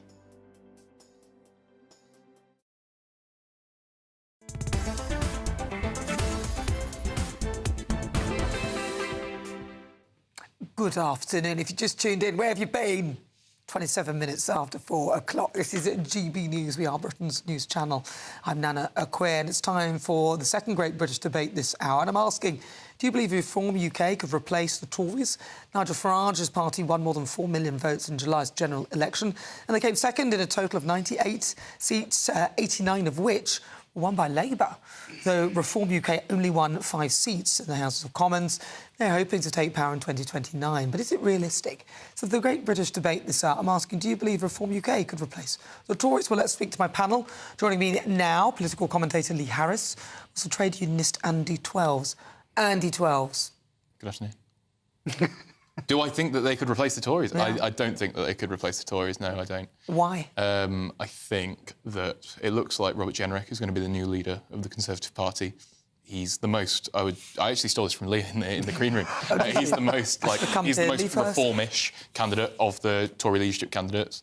I think he'll attract a lot of the kind of lost Tories that Reform have picked up at the last election. And also, if you look at the Parliamentary Reform Party, Nigel, Rupert and Lee, they're not getting any younger. In 5 years, will they really want to run for Parliament again? Lee will have done 10 years in Parliament at that point.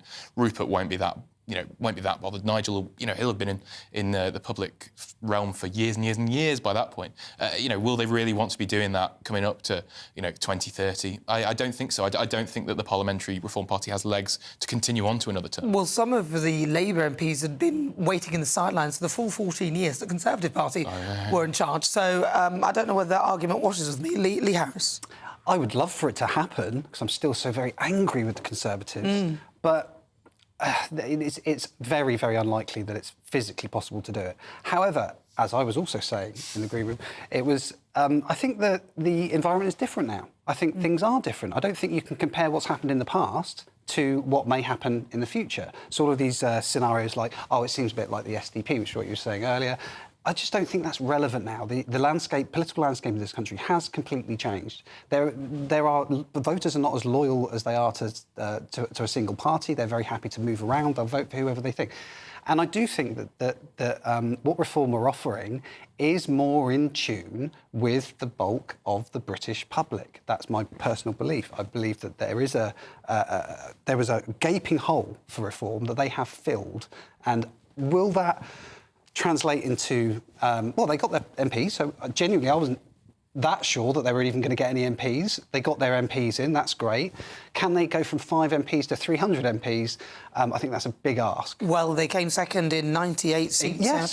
So they're not really that far behind. It's our electoral system that didn't give them a little bit more, as it should have done. Remember, they got more votes than the Liberal Democrats, but Liberal Democrats ended up with 72 seats. I mean, we don't have a proportional representation system, Thank God. That's not going to change very soon. Realistically, we'll have first past the post for, I assume, many, many years. So the electoral system doesn't really favour the Reform Party, and also it's quite hard to build a party. Like, what they've done is no mean feat, and I say that as a paid-up member of the Labour Party. Going from basically nothing to having 5 MPs and a decent spread of councillors, it's quite impressive. But really, it's like a startup. It's quite difficult to scale up to that kind of big IBM level kind of organisation. I just don't think Reform UK have got the internal organisational abilities to do it because it's very difficult. Yet. But they are democratising the party. Look, I went to the Reform UK conference just as a punter like everybody else, and I'm going to all of the conferences, so there's no bias, there's none of that.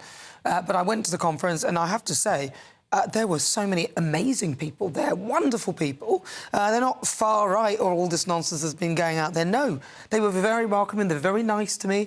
And there were so many young people as well. I was really quite impressed with the engagement of young people. That was the main thing that I took away from there. So I think that the Labour Party, if they don't sort themselves out, the Reform UK are one to watch, and the Conservative Party, I think the Conservative Party know that. But shall we return to that breaking news that moments ago, Sir Keir Starmer arrived in Liverpool for the Labour Party's first annual conference in government for 15 years.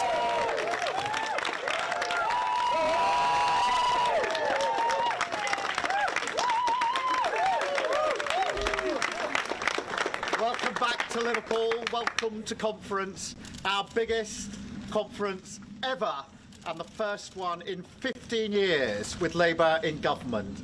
And change has started. And today we're going to set out, and over the next coming days, how we're fixing the foundations and rebuilding our country. So enjoy conference.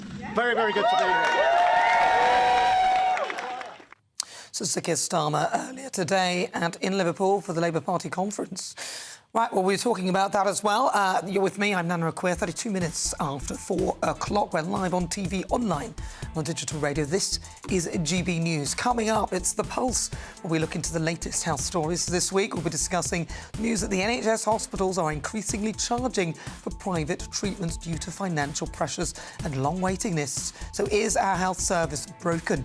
First, though, let's get your latest news with Tatiana Sanchez.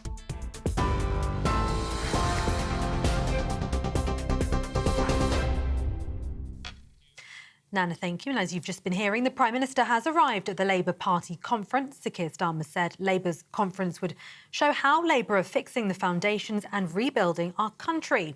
Well, arriving at that conference centre in Liverpool just moments ago alongside his deputy Angela Rayner, the Prime Minister said it was Labour's biggest conference ever.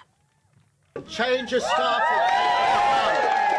And today we're going to set out, and over the next coming days, how we're fixing the foundations and rebuilding our country. So enjoy conference. Very, very good to be here. And today is day 2 of the Reform Conference in Birmingham, with party leader Nigel Farage giving his farewell address earlier this afternoon. Last night, Mr Farage told supporters he believes Reform can win the next general election, given the number of people that agree with their principles. He also explained what drove him to stand as Clacton's MP once the general election was called earlier this year. At almost every level, we've been betrayed. And then I thought about what was happening on our streets. And frankly, I thought to myself, Britain is broken. And then I couldn't help it. But if Britain is broken, then logically, Britain needs reform.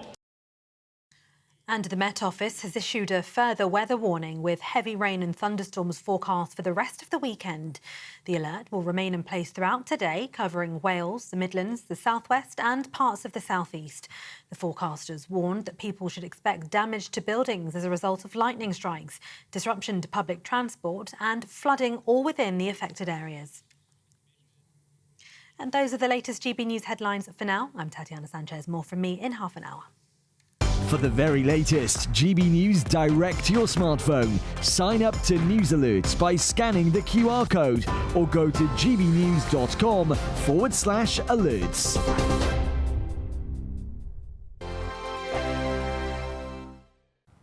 Hello there, good afternoon. Today marks the end of astronomical summer with the equinox tomorrow. And for some of us, there is some sunny spells to end the summer, but for others, it is more of a thundery end. Due to this low pressure that is pushing into southern areas, and these occluded fronts here have already started to provide some heavy showers and thunderstorms in places. The particular focus for that as we continue into this evening is Wales, central, southwestern areas of England. There could be some disruption in places. Again, frequent lightning and hail is also possible. A second pulse of thundery rain arriving as we head into the latter stages of the night as well. Generally dry further towards the north. We might see a few showers just clipping the far south of Northern Ireland, but generally northwestern areas of Scotland could be quite chilly underneath the clearest skies. Elsewhere, it is generally a rather mild night. As we start off Sunday in the north, then there is going to be an east-west split. Quite a lot of cloud to start the day, particularly along that eastern side, with that producing a bit of drizzle in places. It will try to burn back, but really the best of the sunshine is certainly going to be for the Highlands, Lewis and Harris and Argyll and Bute. A few sunny spells also developing as we head throughout the day for Northern Ireland once the fog begins to clear its way off, but you'll see those showery outbreaks of rain spreading across much of Wales, central southern areas of England, and they will continue right throughout the day. Again, there is a rain warning in force, so we could see further spray on roads, surface water issues, so it certainly is worth taking care and keeping up to date with the forecast. The graphics here not to be taken too literally, but it just gives an indication that that western side really could see some quite heavy pulses of rain. Quite humid in amongst all of this as well. Temperatures topping up around 20 to 21 degrees Celsius, 20 even possible across the sunnier spots of northwest Scotland. That rain will linger as we head throughout Sunday evening, stalling a bit across Wales and the Midlands before it gradually wants to shift its way eastwards as we head throughout the day on Monday. But things generally staying unsettled into the new working week, and it's also looking to turn cooler for all of us. Enjoy the rest of your weekend. Bye-bye. Are the newspapers getting you down? My wife didn't divorce me that month. Struggling to separate the wheat from the chaff? I know that it's a bit of a circus at the best of times. Well, don't worry, Headliners has got you covered. We'll take the burden of reading the day's news, and if we get depressed, who cares? It's an occupational hazard, frankly. That's Headliners on GB News from 11 p.m. till midnight, and the following morning, 5 till 6 a.m. on GB News, the comedy channel. Nah, just kidding. Britain's news channel. It's Patrick Christie's Tonight, and here we do things differently. It's explaining the absolute madness of this, doesn't it? It's explosive. I mean, this is very good. It's lively. 850. Your government sat there, Sean, and it did nothing. It's controversial. And the Middle East has been in turmoil since before I was born. It's everything you need to kickstart your evening. Everyone's had their Weetabix tonight. I love to see it. That's Patrick Christie's Tonight, weeknights from 9 p.m. Only on GB News, the People's Channel, Britain's news channel.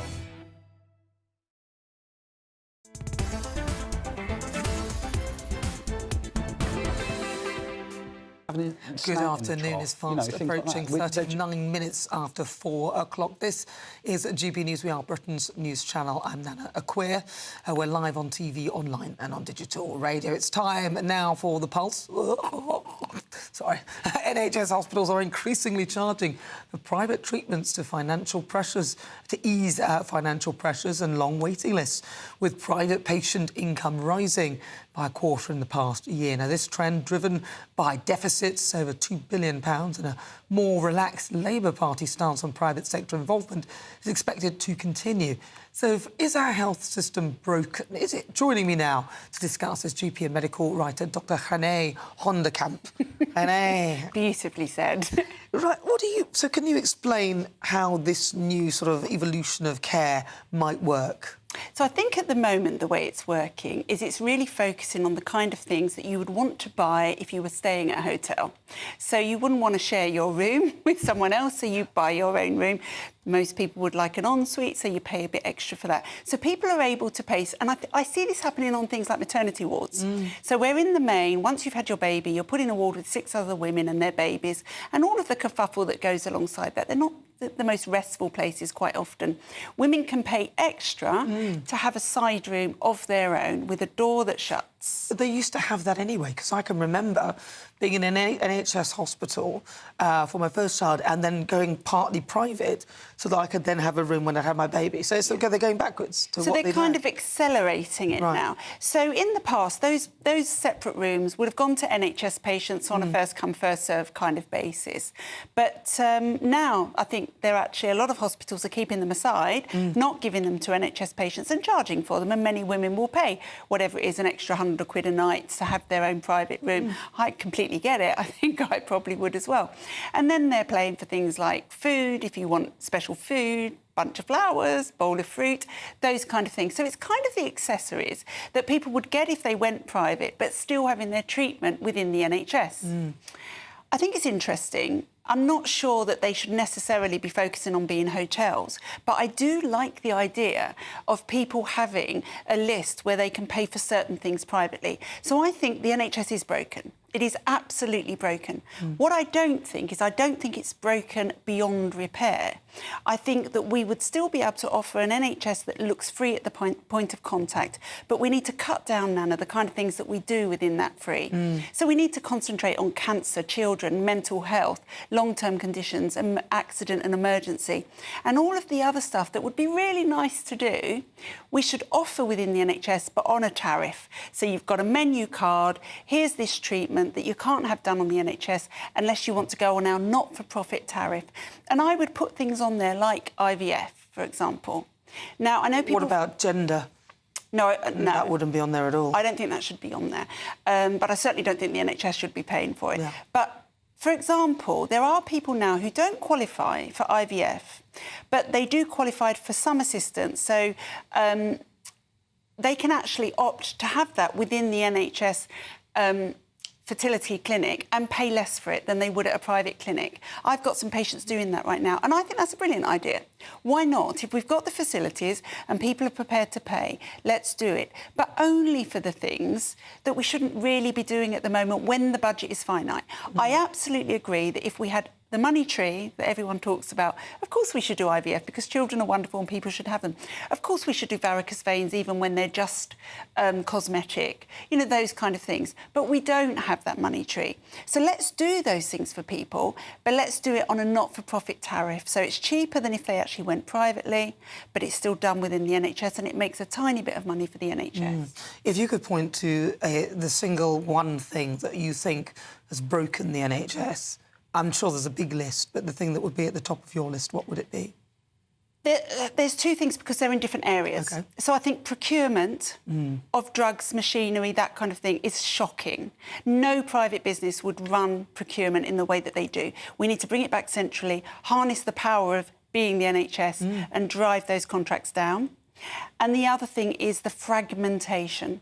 So we have split the NHS up into so many silos now, all of whom need backup admin support, machinery, buildings, offices, more holes for patients to fall through. I think, again, we need to slim it down and bring it all back together. Fascinating. Dr. Renee, when are you back on? 6 o'clock. You can see me on Saturday 5 Live. And what are you doing anything exciting in there? What's your thing? I'm going to talk about the Ugandan man who bludgeoned someone to death in the back of an ambulance. Oh, God. That's my first cheery topic. My second cheerier topic is Ed Davey doing karaoke at his conference. Oh, dear. Well, at least he's having fun. Renee, thank you very much. Lovely Thanks, to speak to Nana. you. She'll be back at 6 o'clock with the Saturday 5. That is GP and medical writer Dr. Renee Camp. Right, well, you're with me. It's 44 minutes after 4. It's fast approaching, and we're live on TV, online and on digital radio. Coming up in the next hour, my Great British Debate, and I'm asking, should people be paying for treatment on the NHS?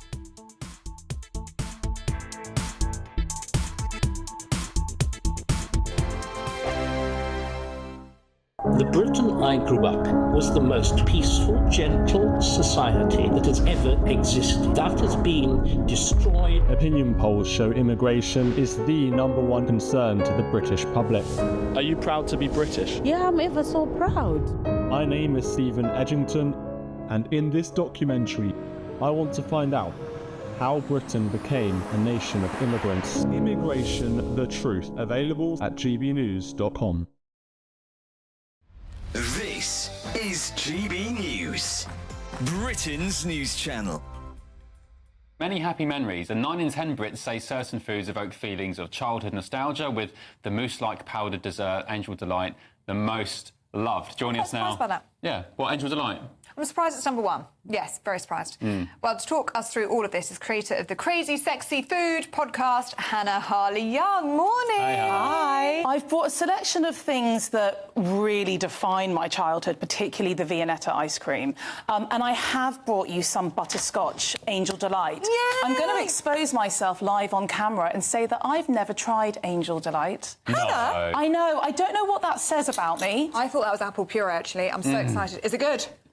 Here we Oh, go. my goodness. Did I make it okay? Oh, yeah. But to be fair, Hannah, it's not that hard to make. What is it, though? That's what's so funny about Angel Delight. It's chemicals. It's just chemicals in a bag. I mean, it's a load of additives, which, I mean, one thing that's also really interesting about all these nostalgic foods when you look at them is that a lot of things have been discontinued over the years. Oh, dear. So it makes you wonder, how did this one kind of get through the cracks? Angel Delight came out #1, didn't it? It did come out as #1.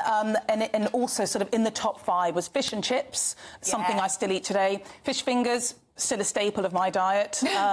Mr. Whippy, in that same survey, they said that 95% of people find that a taste from their childhood will take them back more than looking at a photo.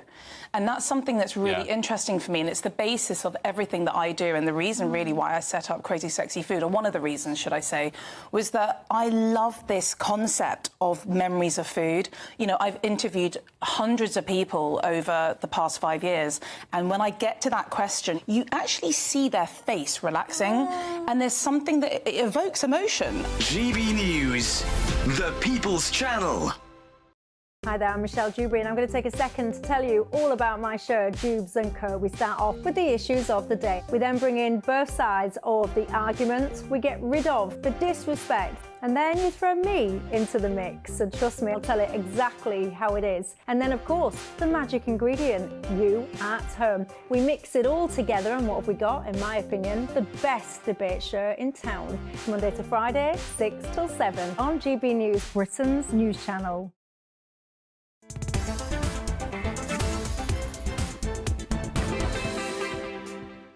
Good afternoon, 47 minutes after 4 o'clock. Lots of you have been getting in touch. gbnews.com/you'll say. I will read some of those out. You know, somebody told me I do speak very fast. I know that. I do.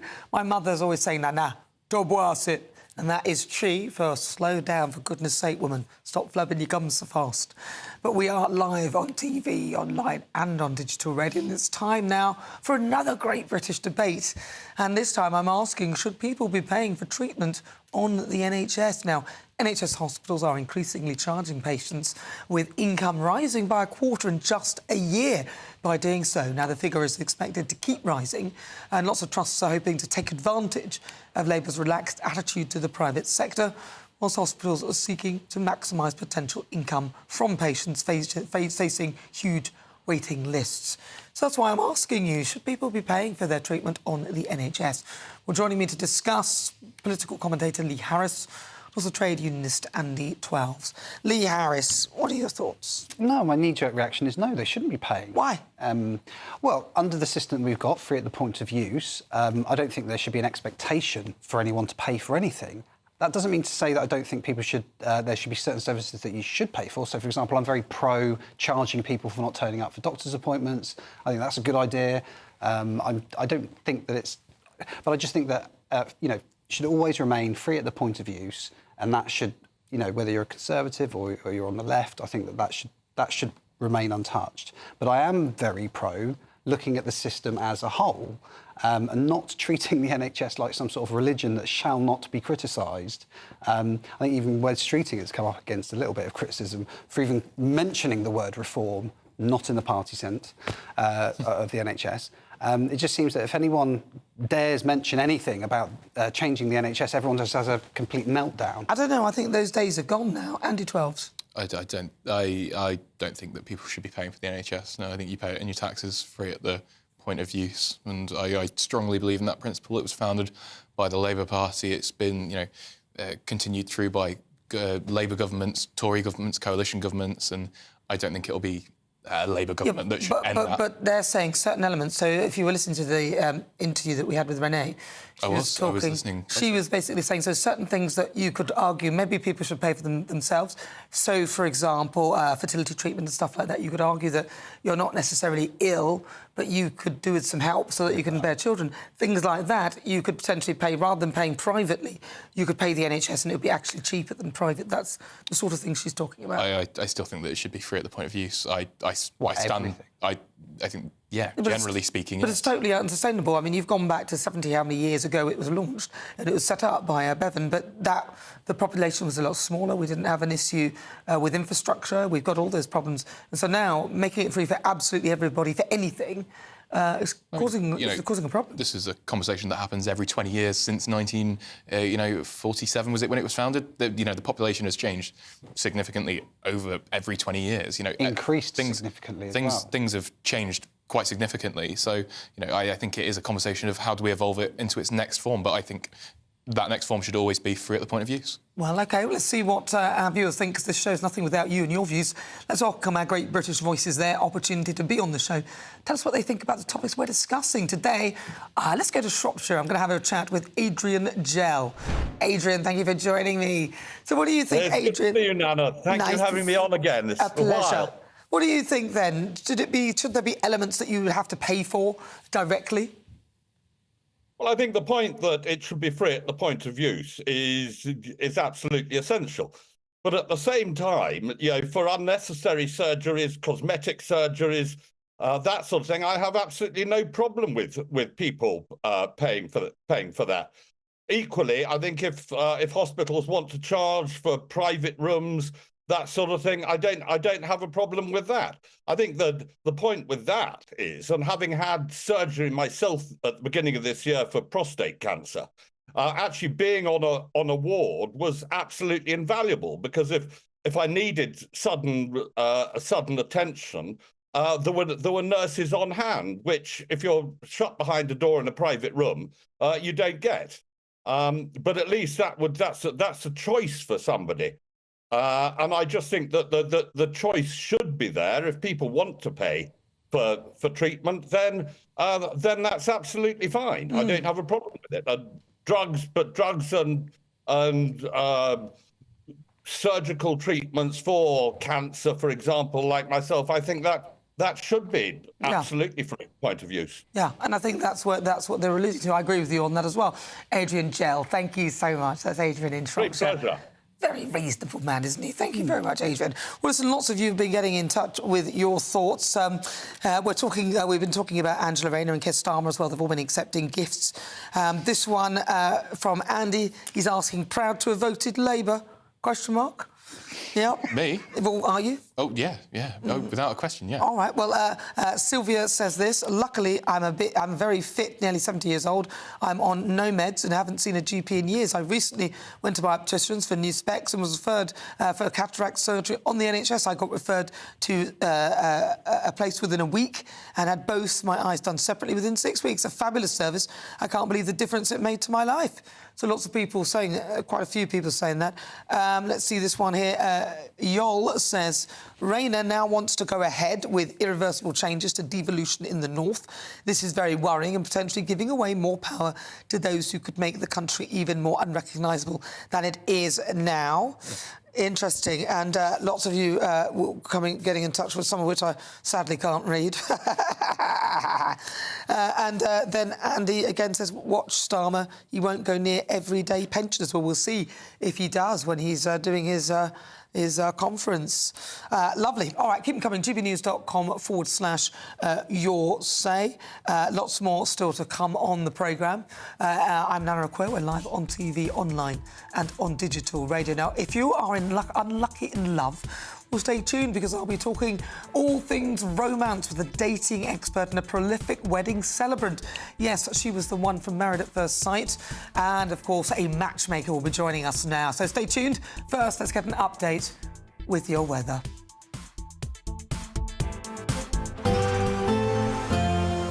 A brighter outlook with Box Solar, sponsors of weather on GB News. Hello there, good afternoon. Today marks the end of astronomical summer with the equinox tomorrow. And for some of us, there is some sunny spells to end the summer, but for others, it is more of a thundery end. Due to this low pressure that is pushing into southern areas, and these occluded fronts here have already started to provide some heavy showers and thunderstorms in places. The particular focus for that as we continue into this evening is Wales, central, southwestern areas of England. There could be some disruption in places. Again, frequent lightning and hail is also possible. A second pulse of thundery rain arriving as we head into the latter stages of the night as well.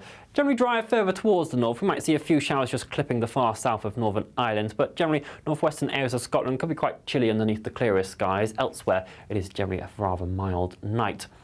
As we start off Sunday in the north, then there is going to be an east-west split. Quite a lot of cloud to start the day, particularly along that eastern side, with that producing a bit of drizzle in places. It will try to burn back, but really the best of the sunshine is certainly going to be for the Highlands, Lewis and Harris and Argyll and Bute. A few sunny spells also developing as we head throughout the day for Northern Ireland once the fog begins to clear its way off, but you'll see those showery outbreaks of rain spreading across much of Wales, central southern areas of England, and they will continue right throughout the day. Again, there is a rain warning in force, so we could see further spray on roads, surface water issues, so it certainly is worth taking care and keeping up to date with the forecast. The graphics here not to be taken too literally, but it just gives an indication that that western side really could see some quite heavy pulses of rain.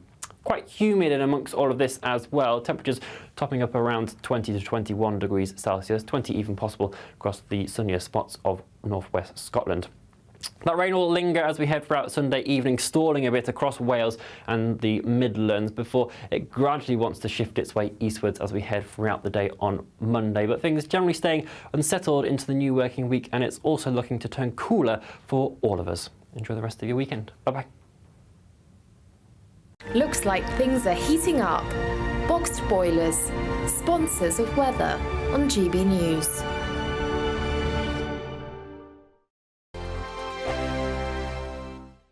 There's an incredible £36,000 to be won in the Great British Giveaway. That's like having an extra £3,000 each month to play with. And because it's totally tax-free, you get to keep every penny and spend it however you like. We could be paying for your entire year until 2025. How amazing would that be? For another chance to win £36,000 in tax-free cash, text cash to 63232. One entry costs £2 plus one standard network rate message, or text bonus to 63232. 5 entries cost £5 plus one standard network rate message. You can enter online at gbnews.com/win. Entries cost £2, or post your name and number to GB08 PO Box 8690 Derby DE1 9TT. UK only. Entrance must be 18 or over. Lines close at 5 p.m. on the 25th of October. Please check the closing time if listening or watching on demand. Good luck. Welcome to State of the Nation, daily plunge into the stories shaping our country. I'm Jacob Rees-Mogg, and Monday to Thursday we bring you the insights, the facts, the truth about how our country is being governed. Because what happens in Downing Street matters down your street. Tune in to State of the Nation every Monday to Thursday, 8 to 9 o'clock. Only on GB News, the People's Channel, Britain's news channel. Good afternoon, Britain. Your lunchtime update on the stories that matter across the UK. From breaking news and insightful analysis, inspiring stories and lively debates. You're comparing yourself to a former Prime Minister. Which is it? Stay informed, stay updated, stay entertained. I just don't know how anyone would not want to be there. Every weekday from midday. We are Good Afternoon Britain, only on GB News. Britain's news channel. It's Patrick Christie's Tonight, and here we do things differently. It's explaining the absolute madness of this, doesn't it? It's explosive. I mean, this is very good. It's lively. 850. Your government sat there short and it did nothing. It's controversial. And the Middle East has been in turmoil since before I was born. It's everything you need to kickstart your evening. Everyone's had their Weetabix tonight. I love to see it. That's Patrick Christie's Tonight, weeknights from 9 p.m. Only on GB News, the People's Channel, Britain's news channel. Are the newspapers getting you down? My wife didn't divorce me that month. Struggling to separate the wheat from the chaff? I know that it's a bit of a circus at the best of times. Well, don't worry, Headliners has got you covered. We'll take the burden of reading the day's news, and if we get depressed, who cares? It's an occupational hazard, frankly. That's Headliners on GB News from 11 p.m. till midnight, and the following morning, 5 till 6 a.m. on GB News, the comedy channel. Nah, just kidding. Britain's news channel.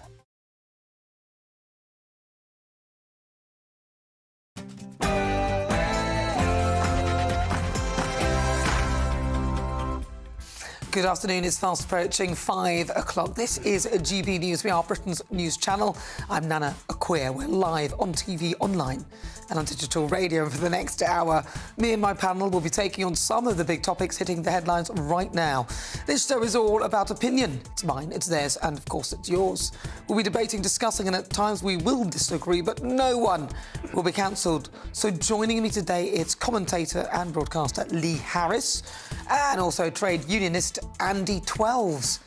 Coming up, is the game already up for Sir Keir Starmer?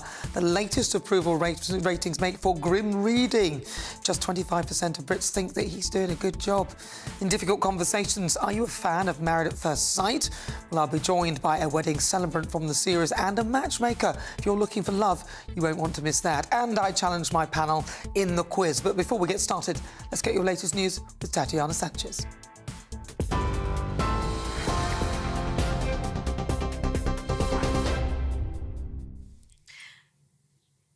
Nana, thank you very much and good afternoon. The top stories. The Prime Minister has arrived at the Labour Party conference.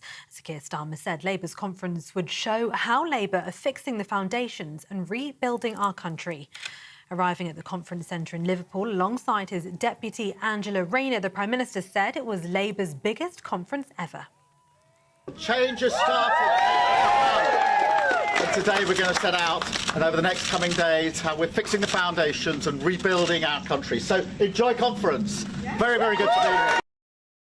And today is day 2 of the Reform Conference in Birmingham, with party leader Nigel Farage giving his farewell address earlier this afternoon. Last night, Mr Farage told supporters he believes Reform can win the next general election, given the number of people that agree with their principles. He also explained what drove him to stand as Clacton's MP once the election was called earlier this year. At almost every level, we've been betrayed. And then I thought about what was happening on our streets. And frankly, I thought to myself, Britain is broken. And then I couldn't help it. But if Britain is broken, then logically, Britain needs reform. Meanwhile, Mr Farage has signed over ownership of the party, meaning he could feasibly be removed by a vote of no confidence going forward. Unlike most political parties, Reform UK was originally formed as a limited company, with Mr Farage holding most of the shares. But as of now, the Reform leader has relinquished the ownership and members will now be able to vote on party policies. Thousands of people have gathered for a march for Palestine, making its way through the streets of Liverpool. Organised by the Palestine Solidarity Campaign, the group say their demands include ending the genocide, stopping the arming of Israel and saying no to war in the Middle East. They also say they'll be directing these aims towards the government at the annual Labour Party conference, of course, which begins in Liverpool tomorrow. Now, this year marks the 80th anniversary of Operation Market Garden and the Battle of Arnhem. Celebrations in the Netherlands this weekend will commemorate 80 years since 1,900 Allied troops parachuted into the then-occupied country with the aim of recapturing the bridges of Arnhem. Throughout the day today, the contemporary equivalents of those men are recreating the drop at Ginkle Heath in Ada, jumping from an aircraft into the same place our troops would have landed 8 decades ago. Earlier, Brigadier Mark Berry told GB News how it feels to be there on the ground today. I think the struggle that soldiers felt here on the ground, the very, very difficult conditions that they faced, epitomise what any one of us feel we could be called to face in the modern era, and therefore we come here to commemorate the bravery of those who went before us and to challenge ourselves to think about their bravery and will we be brave enough when our time comes. In other news, the Met Office has issued a further weather warning with heavy rain and thunderstorms forecast for the rest of the weekend. The alert will remain in place throughout today, covering Wales, the Midlands, the South West and parts of the South East. The forecasters also warned that people should expect damage to buildings as a result of lightning strikes, disruption to public transport as well, and flooding, all within the affected areas. And tonight, Anthony Joshua will challenge Daniel Dubois for the IBF World Heavyweight title at a sold-out Wembley Stadium. The all-British fight will see Joshua try to take that title from Dubois in an attempt to join the likes of Muhammad Ali, Lennox Lewis and Evander Holyfield by becoming a 3-time world heavyweight champion. Things remained relatively calm at the weigh-in yesterday, although both fighters have said they'll do whatever it takes to win. And those are the latest GB News headlines for now. I'm Tatiana Sanchez. I'll be back with more in half an hour. For the very latest GB News direct to your smartphone, sign up to News Alerts by scanning the QR code or go to gbnews.com/alerts. Good afternoon. Welcome if you've just tuned in. This is GB News. We're live on TV, online and on digital radio. I'm Nana Akua. Coming up, lots more still to discuss. If you're unlucky in love, in the interview this week, I'll be taking lots of romance and talking about tips and dating from a dating agent, Karen Mooney, and registrar and celebrant Cynthia Green, who you may recognise from Married at First Sight UK. And for the Great British Debate this hour, I'm asking, is the game already up for Sir Keir Starmer? Perhaps the shortest honeymoon ever, if there even was one. Send me your thoughts, post your comments, gbnews.com/your say.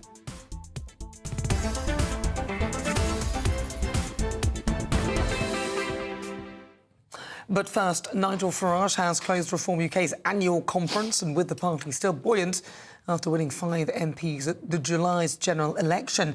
And they have a rather ambitious aim. They say that they want to win the election in 2029 and fix broken Britain. Now, this comes ahead of the Labour conference in Liverpool, where the Prime Minister has arrived. But if it risks being overshadowed by the party's freebies scandal. Sir Keir Starmer has announced that he and his ministerial colleagues will no longer accept donations for clothes. Just clothes, by the way. They shouldn't be accepting any donations, but questions will be asked as to whether he should actually accept anything at all. And in the meantime, the optics don't look good because he's obviously cutting pensioners' winter fuel. So that doesn't look good at all. And also VAT on private schools, which ultimately will impact children. Let's return to Birmingham and speak to GB News' Tom Harwood, who is there now. He's still at Reform UK's conference. But where is he? Tom?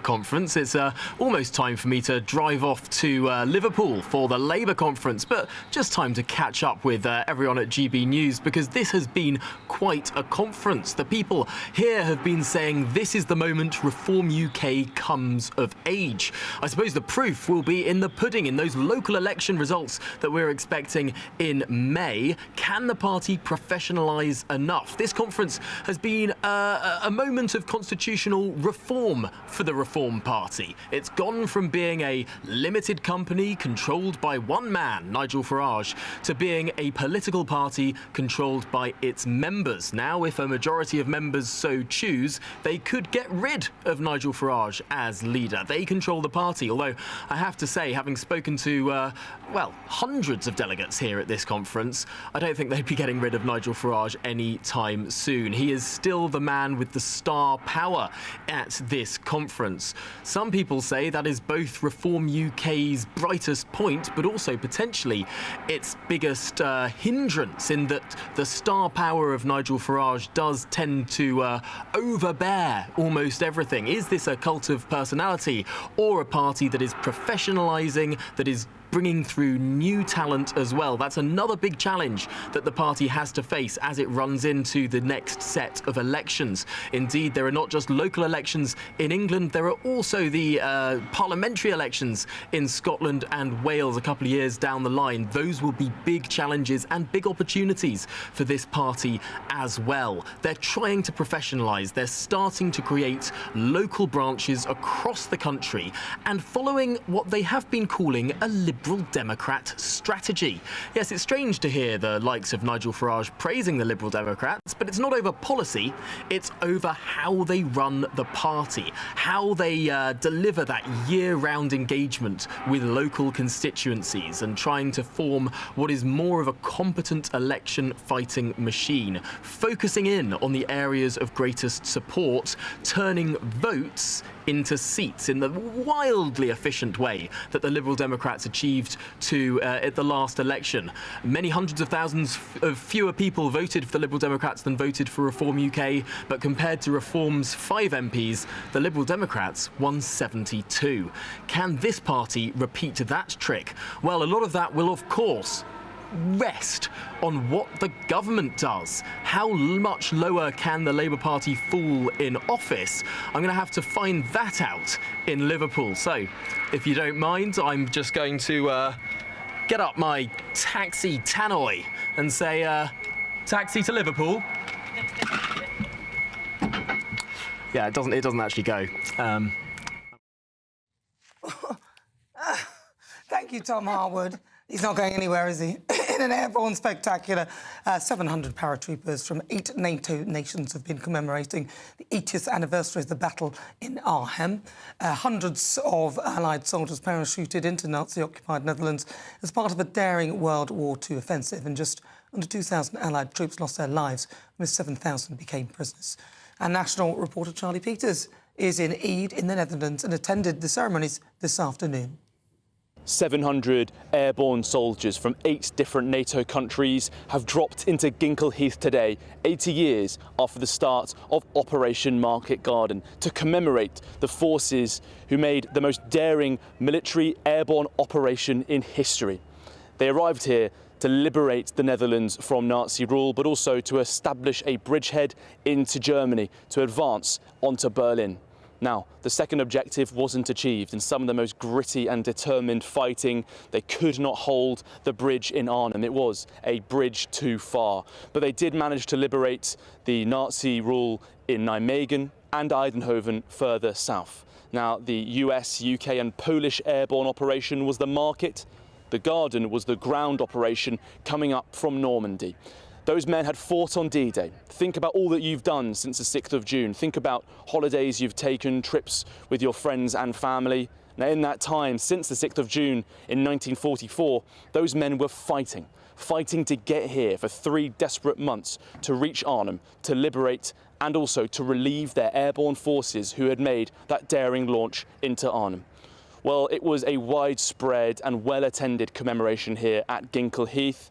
And earlier I spoke to Brigadier Mark Berry, the commander of 16 Air Assault Brigade, to ask why the parachute regiment keeps coming back to Arnhem. The struggle that soldiers felt here on the ground, the very, very difficult conditions that they faced, epitomise what any one of us feel we could be called to face in the modern era, and therefore we come here to commemorate the bravery of those who went before us and to challenge ourselves to think about their bravery and will we be brave enough when our time comes.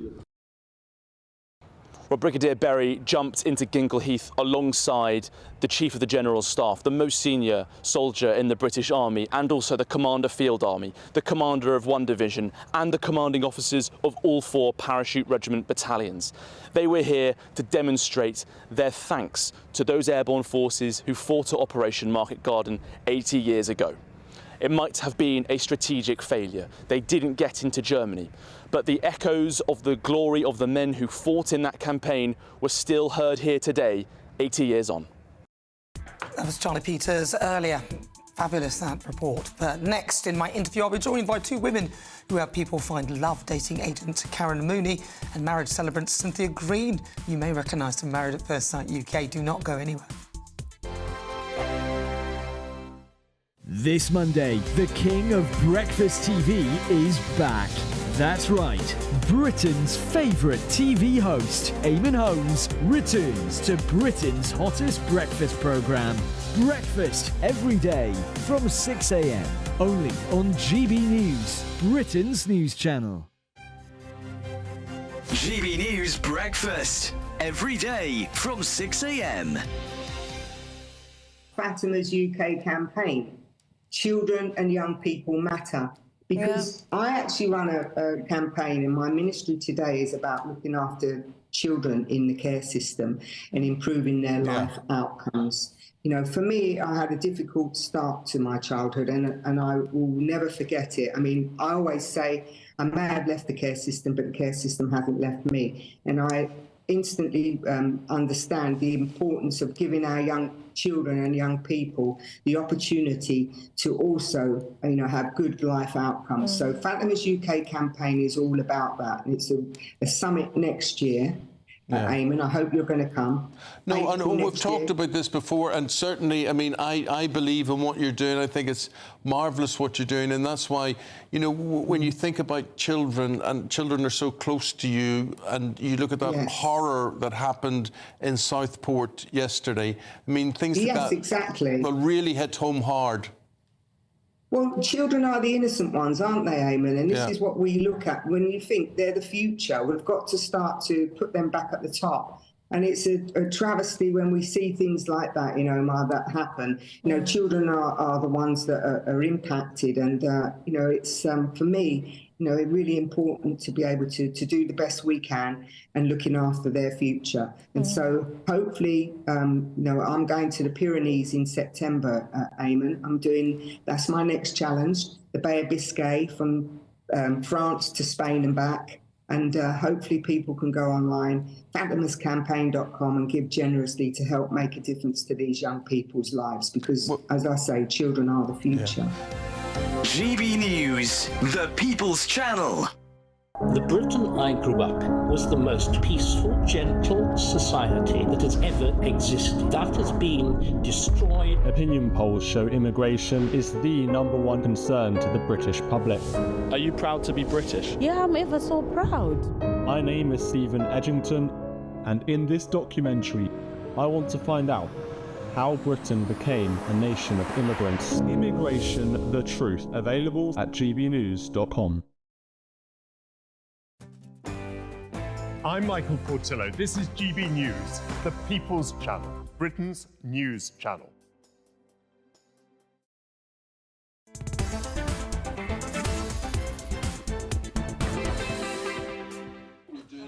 Good afternoon. This is coming up to 17 minutes after 5 o'clock. You're with me. I'm Nana Akua. This is GB News. We're live on TV, online and on digital radio. Now, are you looking for love? Well, in this week's interview, I'm joined by dating expert and dating agent Karen Moody, who got into business after one too many friends had complained to her about difficulty in finding a partner. And also, if you love Married at First Sight, I'm amazed. I'm so pleased to meet this woman, Cynthia Green. She's a celebrant. She's also here. Now, some of you may know her from the series. I know her from that. I've been addicted to it. Ladies, welcome. Welcome. Thank you very much for having us. Word. I love Married at First Sight. I watch it because it sort of helps you with the psychology of relationships. So I watch it and I learn how people treat each other. Yeah. And I think, wow, gaslighting, narcissism. It's just shocking. Cynthia, talk to me about how you came to do that and what it's like doing the series. Wow. So I started off doing a show that not many people know about called The Wedding House. So I did that in 2010, and that's where I married 46 couples over 25 days. It was mad. So I did that then, and then they just, the production company just came back and said, do you fancy being involved with Married at First Sight? So I got involved in 2016 and I did, I think it was 5 seasons of it. Oh, just amazing, yeah. Amazing. And talk to people about your role in it, because some people may not watch the series. I'm hooked, I'm addicted, but others may not know. Right, so my role was as registrar. So I married all the couples, which was brilliant because I had them up close. And I also helped with the consultancy on the wedding side and, yeah, an expert as well. So I did all 3. It was great, wasn't it? And when you married them, if you could, you know, when you see the couples, is there a particular couple that you knew, you looked at them and thought, these guys are just perfect for each other? Yes. Which yes, the very last, Michelle and Owen, the very last couple that I married on Married at First Sight, perfect. I just knew. And are they still together? Yes, I'm really happy. I wish I had a picture of them because I'm trying Have to they think of got which ones children they are. now? They've got babies. I remember reading about them, yes. Yeah, they're so happy, and I'm happy when they're happy and when obviously when it works, because that's what I want. But it hardly ever works, though, does it, Sid? Hardly. Now, Karen, you talk to me about what you do and what your speciality is. Well, I started Sarah Eden 36 years ago. 36 years, 2 days ago, on the 19th of September 1988. And we introduced people for long-term relationships. We've had thousands of success stories, loads and loads of weddings. We had our first baby. Our first baby's baby, actually. Oh, wow. Age 33, 34. She had her first... her baby last June. So you're a matchmaker there, Karen? So we're a matchmaker, yes. And so talk to me about, so do you have an agency or...? Yes, my agency is called Sarah Eden. We've got offices in Windsor and Pall Mall, and people come along to see us. They're all financially secure. They're all ultimately looking for a partner. It doesn't have to be marriage. The busy age groups for us are 50s, 60s and 70s. We do have younger people, obviously, but they're really busy age groups for us. And they're interviewed, we supply 3 films of ID, and then if we think we can help them, we'll make a selection of, after sign a confidentiality contract, then make a selection of profiles we think are suitable for them.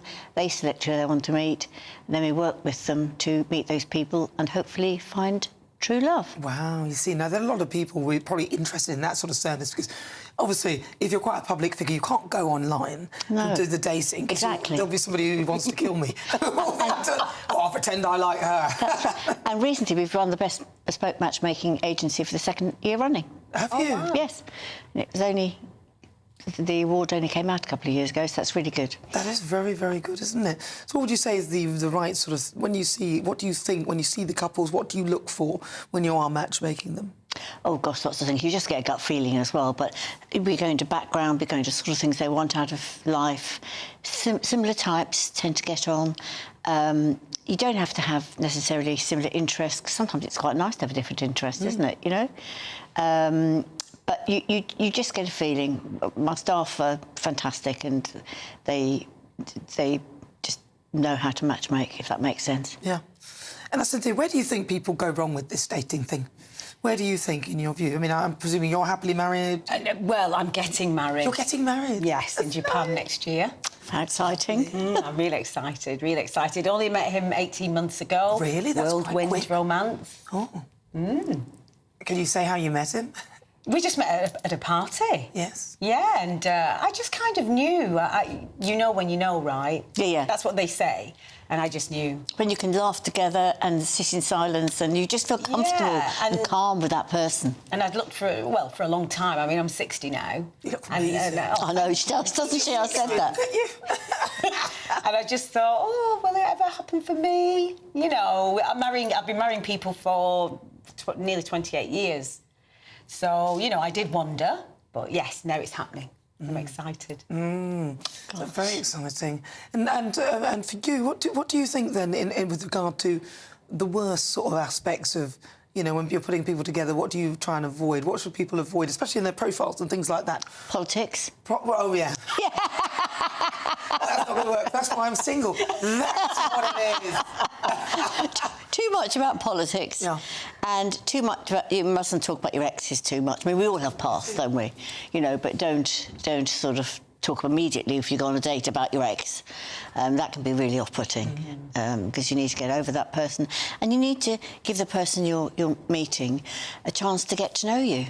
So you just need to have an open conversation. Don't interrogate somebody either. You know, sometimes if somebody's really nervous, this happens more with men than women, actually. If they're really quite nervous, they'll go into it a bit like a job interview. That's not a good idea. Is it? They interrogate the woman? A little bit, yes. Do they? But we give guidance anyway, but most of our members don't really need guidance because they're all clever, sensible, professional, retired professional people. Yeah, I suppose the interrogation is important, though. I'm probably the one that's interrogated. But then you get some men who just start talking about themselves for way too long. I mean, I've had that where I've gone on a date. So, do you want to know anything about me, or are we going to just carry on talking about you? Yeah, that's a no-no, isn't it? That's a big turn-off. It's terrible, isn't it? Yeah. Like one guy I was on a date with, I had to say, "What do you know about me?" What did he say? I said, where was I born? He knew that one. So what's my favourite colour? He didn't know that. No. I suppose he could be forgiven for that, couldn't he? No, not really. I mean, you know, like within a few moments if I'm with someone, I'll be chatting, what's their favourite colour, what kind of music they like, about their lives, what do you know about that person, you know, and you want to find out about someone, but if you spend all your time flapping your gums talking about yourself, it's never going to happen. You know who you are. Let's hope he's watching. As well. Oh, well, never mind. You've got to sometimes get the message across to people, and perhaps he'll learn maybe for the next one. Exactly. Or if perhaps he acts more interested in me, then I might tell him more. You've got to keep an open mind for people as well, you know? Yeah, as I said, you've got to get to know that person, keep an open mind. Don't have an ideal in your mind, because you'll probably end up with not the person you thought you'd end up with, but somebody that's slightly different. Exactly. For me, I think consistency is important. So the way it starts, I expect it to carry on the same. So, you know, the phone calls, you know, if they buy flowers, well, then carry on buying me flowers, which he does, by the way. So I wanted consistency, because it can start great and then kind of, you know, after a few months, it wanes. Yeah, but he didn't. That's very sensible. Well, that's very sensible of him if he wants to keep you, and I think a lot of men should know that. But also, there's women as well. Women need to not act too desperate when a man you've got to be a bit more... Absolutely. Absolutely, of course you have. Yes, definitely. And we find sometimes it's women who... they're desperate to replace somebody to find somebody else. That's why we try to sort them out at Sarah Eden. We try to, if we think they're too desperate, we'll say, look, just go away for a little while and have a think and relax. Because if you're desperate, you breed desperation into your life, and it's not good. So you have to be relaxed and open to meeting people. And I was going to ask you, with regard to ages of people that you matchmake, because some people watching this, some of us are a lot older, some of us are a lot younger, but I know you mentioned that actually it's people in their 50s and 60s that you tend to work with. Is that right? We work with younger people too, but the really busy age groups for us are 50s, 60s, 70s, and even into the 80s. You see? Yeah, it's not over, is it? That's exactly, no. And I think COVID has made people think about the future too. Yeah. In fact, we had it's on our website, a lovely letter from one of our 78-year-old members, and his wife had passed away a few years ago, 3 years ago, I think. And he wrote us an email saying how he was looking forward to meeting somebody who he could go on holidays with, and he sent us a follow-up email saying, "I found her now. Thank you so much, Sarah Eden. Our families have met. We're looking forward to spending lots of time together and sharing our 5-star holidays." They're both widows, so they both can understand, so it's just lovely. Oh, that's lovely. And Cynthia, what's next for you? Are you doing another series of Married at First Sight?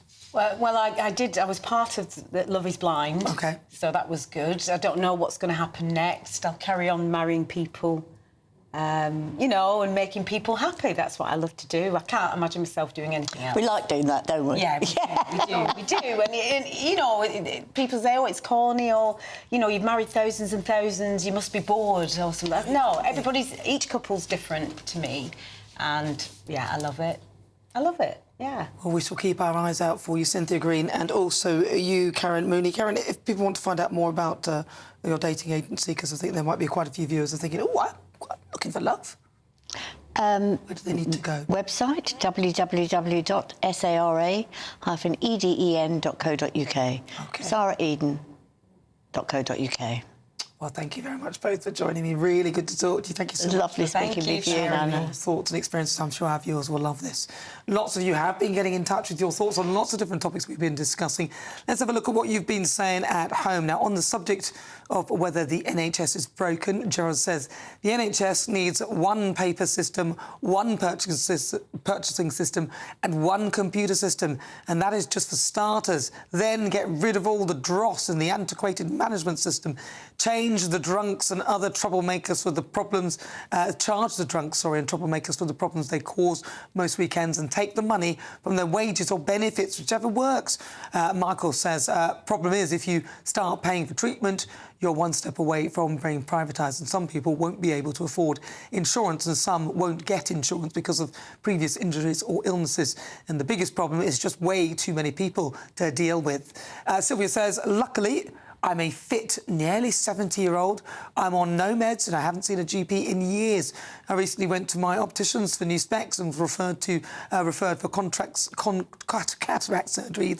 I've actually read this one before as well. On the NHS, I got referred to Spa Medica within a week and had both eyes done separately within 6 weeks. A fabulous service. I can't believe the difference it has made to my life. And on whether Reform can replace the Tories, Benny says, at the moment, I don't think Reform can replace the Tories.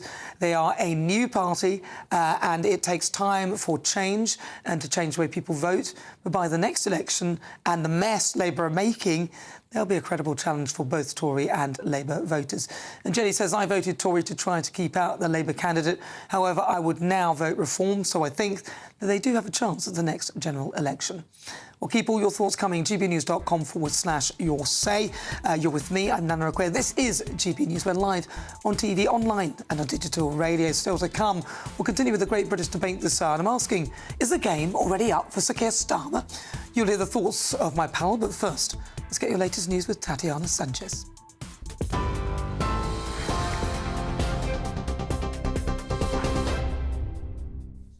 Nana, thank you. The top stories. The Prime Minister's arrived at the Labour Party conference. Sir Keir Starmer said Labour's conference would show how Labour are fixing the foundations and rebuilding our country. Arriving at the conference centre in Liverpool a short time ago alongside his deputy Angela Rayner, the Prime Minister said it was Labour's biggest conference ever. Change has started. And today we're going to set out, and over the next coming days, how we're fixing the foundations and rebuilding our country. So enjoy conference. Very, very good to be here. Meanwhile, today is day 2 of the Reform Conference in Birmingham, with party leader Nigel Farage giving his farewell address earlier this afternoon. Last night, Mr Farage told supporters he believes Reform can win the next general election, given the number of people that agree with their principles. He also explained what drove him to stand as Clacton's MP once the election was called earlier this year. At almost every level, we'd been betrayed. And then I thought about what was happening on our streets. And frankly, I thought to myself, Britain is broken. And then I couldn't help it. But if Britain is broken, then logically, Britain needs reform. And the Met Office has issued a further weather warning with heavy rain and thunderstorms forecast for the rest of the weekend. The alert will remain in place throughout today, covering Wales, the Midlands, the South West and parts of the South East. The forecaster has also warned that people should expect damage to buildings as a result of lightning strikes and also disruption to public transport and flooding, all within the affected areas. And those are the latest GB News headlines for now. I'm Tatiana Sanchez. More from me in half an hour. For the very latest GB News direct to your smartphone, sign up to News Alerts by scanning the QR code or go to gbnews.com/alerts.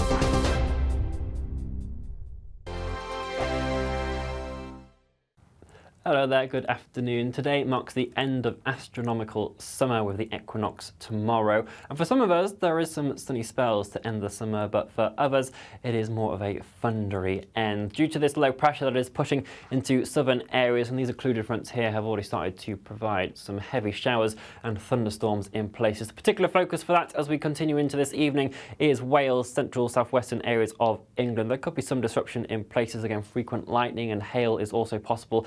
A second pulse of thundery rain arriving as we head into the latter stages of the night as well.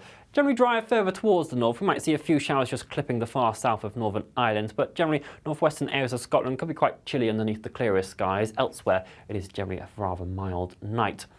As we start off Sunday in the north, then there is going to be an east-west split. Quite a lot of cloud to start the day, particularly along that eastern side, with that producing a bit of drizzle in places. It will try to burn back, but really the best of the sunshine is certainly going to be for the Highlands, Lewis and Harris and Argyll and Bute. A few sunny spells also developing as we head throughout the day for Northern Ireland once the fog begins to clear its way off, but you'll see those showery outbreaks of rain spreading across much of Wales, central southern areas of England, and they will continue right throughout the day. Again, there is a rain warning in force, so we could see further spray on roads, surface water issues, so it certainly is worth taking care and keeping up to date with the forecast. The graphics here not to be taken too literally, but it just gives an indication that that western side really could see some quite heavy pulses of rain. Quite humid in amongst all of this as well. Temperatures topping up around 20 to 21 degrees Celsius, 20 even possible across the sunnier spots of northwest Scotland. That rain will linger as we head throughout Sunday evening, stalling a bit across Wales and the Midlands before it gradually wants to shift its way eastwards as we head throughout the day on Monday. But things generally staying unsettled into the new working week, and it's also looking to turn cooler for all of us. Enjoy the rest of your weekend. Bye-bye. In the GB Newsroom, we bring you the news as it happens. With our team of dedicated journalists across the UK, we're ready to keep you up to date with what's happening every half an hour, every single day. Bulletins here on GB News, the People's Channel, Britain's news channel. If you want your news to be straight talking, this is a nightmare for the Conservatives again. Down to earth. It's not just Nottingham where this is happening, is it? And most importantly, honest. Hard-working, middle-class taxpayers, they'll get their book thrown at them. Then catch me, Martin Daubney, Monday to Friday, 3 till 6 p.m. on GB News, Britain's news channel. Every Saturday, 10 till 12, we'll bring you all of the news that you need to know. We'll also remind you there is so much to smile about. It's my favourite time of the week. I get to relax, enjoy some light-hearted stories, and let Ellie teach me about fashion too. That's Saturday Morning Live, every Saturday, 10 till 12. Only on GB News, Britain's news channel.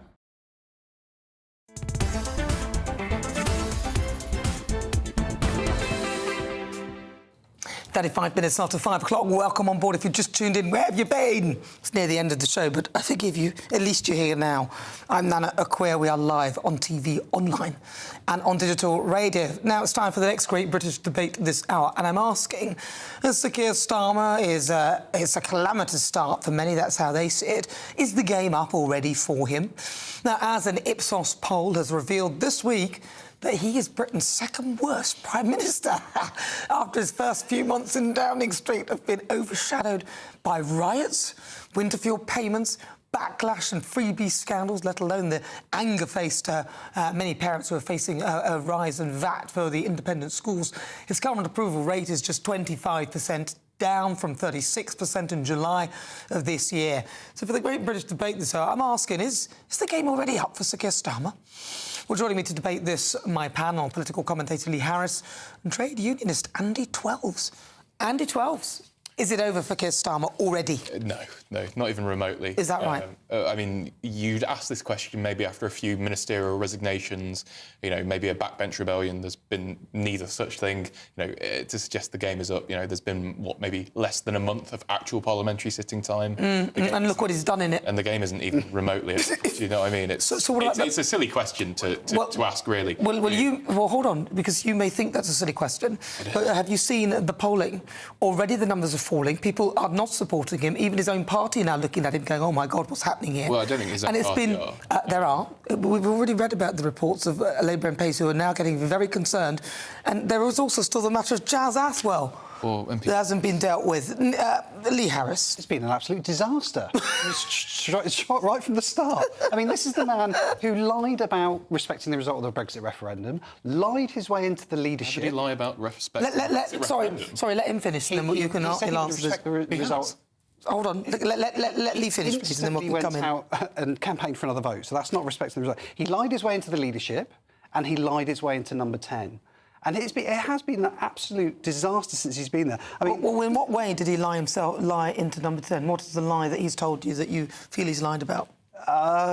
Give me one of them, because you can't say that and then not come up with a lie. I did have this all in my head before I started. Well, bring it out. Oh, he has lied his way into number 10. Well, in what way? I mean, it's all very... What did he lie about? Sorry, I'm asking the questions. OK, he wasn't clear with the public about his about the taxes, and he said that he wasn't going to tax working people, and he kind of made out it was all going to be fluffy and wonderful. And then when he got elected... but then when he won the election, it all started falling apart quite quickly. Taxed working people. Well, I suppose... Well, hold on. I suppose you could say that some people might see him as lying because the pensioners' winter fuel allowance, for example, was not in the manifesto. That's not tax. Hang on, sorry, let me finish. I'm not talking about taxes, I'm talking about lying. So... you could say that being economical with the truth is a form of almost lying. I could accept that. Well, no, he didn't in the manifesto or any of his debates, he didn't go, we're explicitly not going to take away the winter fuel payment. But if he said that and then went and did it, that would be a lie. But it could be... You can't say that. My point is it could be seen as lying by omission. But you could if you're going to do that immediately, then you don't do it, and you do it immediately after you've been elected. But doing people might see that as a lie. Anything that you haven't previously commented on. But that's drastic. By that principle would be going, oh, well, he's lied about it. Well, that's drastic, isn't it? And they must have planned that. So that's not something... Like, if you're going to take away the winter fuel allowance from pensioners, it's not something that you... Oh, let's just do that now on the hop. He's only been in for, what is it, 10 weeks now? Something like that. So let's see that as an omission. One and a bit across kind of governments, isn't it? A mission of information can be seen as being economical with the truth, which can be seen as a lie. It can be seen as that. I wouldn't see it as that. No. I'd say it's massively disingenuous. This is a bloke, he's given civil service jobs to his mates when he got in. Well, they all do that, don't they? Cashed in, not to the extent that Starmer's done. Apparently there is an investigation now going on there is that. About the people that he's appointed. He's cashed in 100 grand's worth of gifts. He's given Lord Ali a security pass, which I understand now has been rescinded, but that was, very convenient after 100 grand's worth. And he's breached parliamentary rules. Then we can go on to the winter fuel allowance, which you've already been discussing. I do not understand the logic behind that decision. It just doesn't make any sense. He's going to spend 11.6 billion on overseas climate aid. Just spend 1.4 billion less. And give it to pensioners. It makes no sense. I mean, he's heartless. Those are all, I'm sure, very, very good points in your mind. But the question is it up for They're very good points anyway. It's not up for Keir Starmer, even remotely. He's got, I think, council elections next year. The next set of parliamentary elections are in 2 years. Mayoral elections are in 4 years, and then a general in 5. This is, he's got a long, long time. There have been no ministerial resignations. There have been no backbench rebellions to go, is it up for Starmer? No, it is not up. Well, that's because they're scared after he took the whip from the 7 MPs who went against his two-child... Hang on. If they're scared, sorry, I'm speaking. Sorry. No. I'm interrupting. You're interrupting. No, well, it's my show, so I'll speak. Well, I mean, you're not paying me to be here, so it's our show. Well, no, it's not really our show, no. Do you see the wording on there? What does that say? That says... Look behind you. Look over there. Look behind me. Can you see the wording there? What does that say? Well, that's not on screen. That's to the right. What do you see there? Nana Akua. Thank you. Just to remind you. But we are contributing here. So well, you are contributing, but when I'm talking... Well, you interrupted me, technically, Nana. No. I'm talking, so when You did interrupt me. When I've finished talking, then you can speak. You did interrupt. Yeah, but I'm entitled to interrupt you. Are you? Yes, I am. I don't think that's how debates work. You are moderating, technically. Well, at least, yes, I am moderating. Thank goodness for that. He's worked it out. Well done. Right, so let's get back to the point, though. Let's get back to the point that we're making here.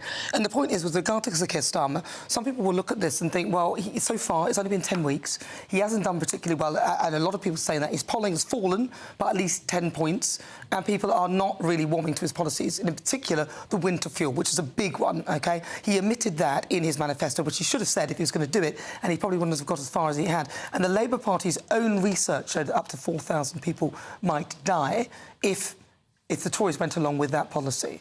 So do you not think that if the optics will look incredibly bad, lots of pensioners start dying because of cold over the winter? I'm sure that, the optics would obviously be bad if pensioners are dying because of a government decision. Yeah. But to say that it's up for Keir Starmer is not even remotely true. As I said, there's been no ministerial resignation. Well, I'm asking the question. I'm not saying it is. I'm asking you. Well, you're saying, is it up for him? Yeah. No, it's not up. Not even remotely. Well, do you think he will survive the 5-year term?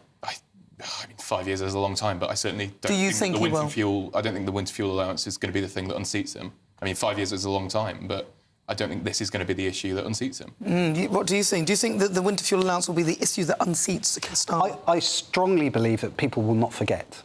They genuinely won't.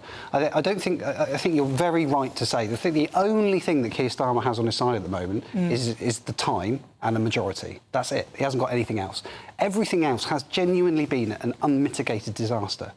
I can't think of one thing that he's done that has been worthwhile or has created any good in our country at all. I know he hasn't had long, but it has been an absolute shambles. I mean, just look at the little things just the niggly little things that wind me up, like the transparency issue. He stood in front of this is what people will not forget. We're a tolerant bunch of people in this country, but one thing that we cannot stand is hypocrisy. And all I have got in my head is Starmer on his high horse talking about clearing up politics and getting rid of cronyism. The first thing that happens when he's in office is he's got his snout in the trough more than anyone else.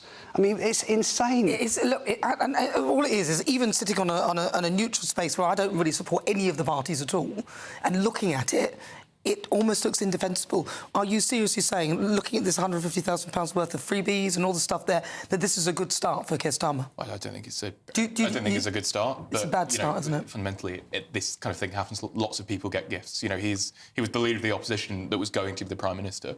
Obviously, people will want to donate to him. This is a shocking principle. You know what's going to bring him down is probably the smashing the gangs. I mean, he just literally appointed Martin Hewitt. Well, he didn't appoint the Sorry, under his watch, Martin Hewitt has been appointed as the new head of Border Command, and the first thing he said was, "Yeah, mate, you smashed the gangs. It's not going to work. You need a deterrent." Guess what? Like Rwanda. Yeah, the guy.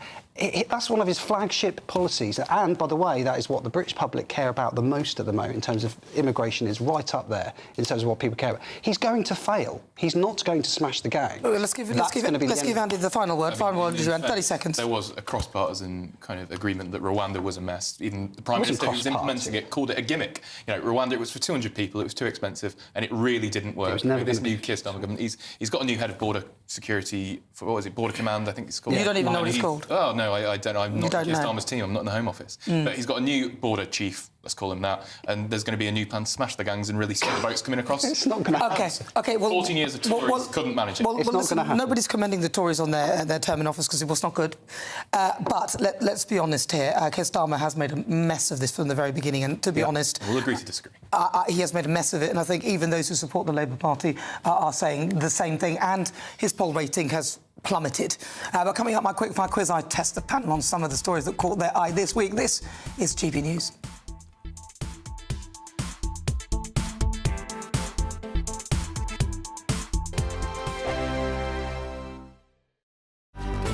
Good afternoon, Britain. Your lunchtime update on the stories that matter across the UK.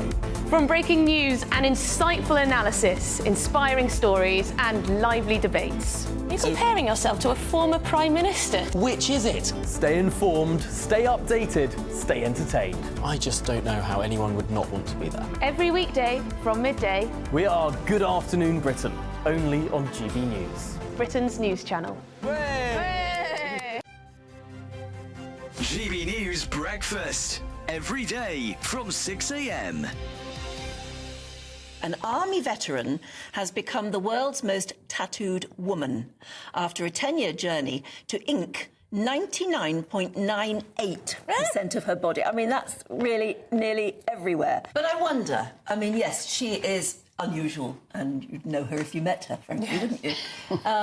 But are tattoos acceptable they're becoming more and more acceptable just amongst all of us, aren't they? But what about in the workplace? 99.98% of her body tattooed.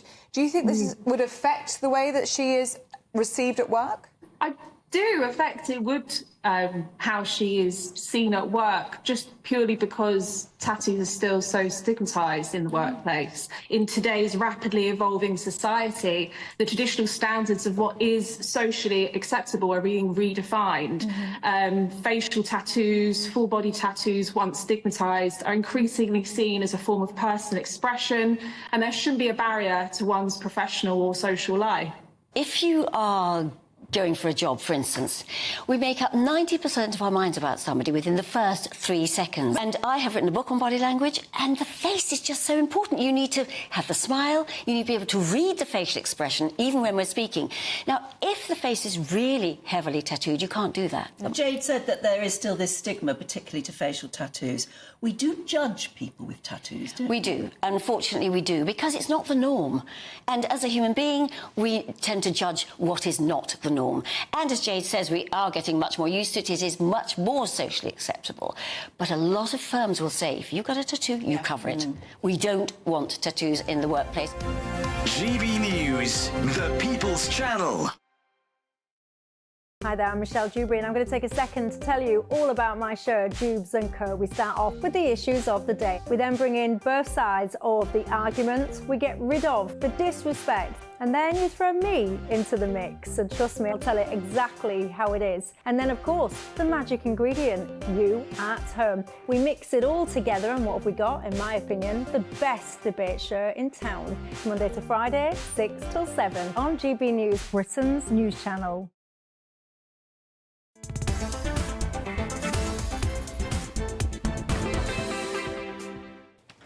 49 minutes after 5 o'clock. This is GB News. We're live on TV, online and on digital radio. I'm Nana Akua, and it's time now for our quick fire quiz. That is the part of the show where I test my panel on some of the other stories hitting the headlines right now. Joining me, political commentator Lee Harris. Your buzzer, please, Lee. And trade unionist Andy Twelves. Your buzzer, please. Right, and please play along at home. Right, question 1. Sir Keir Starmer has received substantially more freebies than any other MP since becoming a Labour leader. But how does his goodie bag total so far? Is it A, 107,000? Is it B, 152,000? Or is it C, 94,000? Hang on, I didn't finish that. So we'll have to let Andy buzz in. Yes? I think it's A, 107,000. And then Lee, what's your answer? It is A, 107,000. I think you're both wrong, actually. It is 107,000 initially, yes. I'm going to have to give the point to Andy. All right, 1-0 to Andy, although... So you can't push the button till you finished? Yeah, you're... Got you, right. OK, you can't... sorry. Well done. Andy's learning. He's learning now. You see, he's realised you interrupt and you won the point, you see, because he interrupted. Outrageous. There you go. He's learning, he's learning. Right, OK, true or false? Hundreds of prisoners that were freed early in England and Wales were not fitted with electronic tags. Andy Twelves. True. Lee Harris. I'll go false. You're saying it's false? The answer is, in fact, true, yes. Many of the prisoners who were released, I know it's shocking. That, it's not a stitch-up, sadly, but you need to... yeah, it's... To be honest, I didn't know the answer to that one. But it's true or false, so you got 50-50. But it's absolutely absurd, right? They're coming out of prison. I thought it was insane. Released early by our friends. And then rearrested and put back in again. Yeah. They would have been released anyway, you know. Well, no, I think the real story here is the administration didn't... They should have deported the 10,000 foreign nationals. Well, no, they were released slightly earlier, let's be honest. So it was brought up to 40% of the sentence. So some of them were released earlier than they would have been.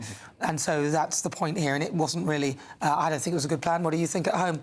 Right, next up, closest answer wins. It's the 80th anniversary of the Battle of Arnhem, which was the turning point in the Second World War. But how many brave Allied troops made the jump from the military aircraft into the occupied Netherlands? Lee Harris. 700. 700? Andy Twelves. 300. 300. I thought it was only 12, wasn't it? No, it's 1,900. I thought I was right with that one. So I was listening to the show. Closest answer wins, so that would be... There you go, you won. Well done. I got a point.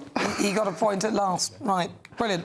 OK, this is an open question. Speaking at the Reform UK conference, what did Ashfield MP Lee Anderson rip up on stage? Lee Harris. TV licence. TV licence. It was a request for payment for a TV licence. That's what I meant.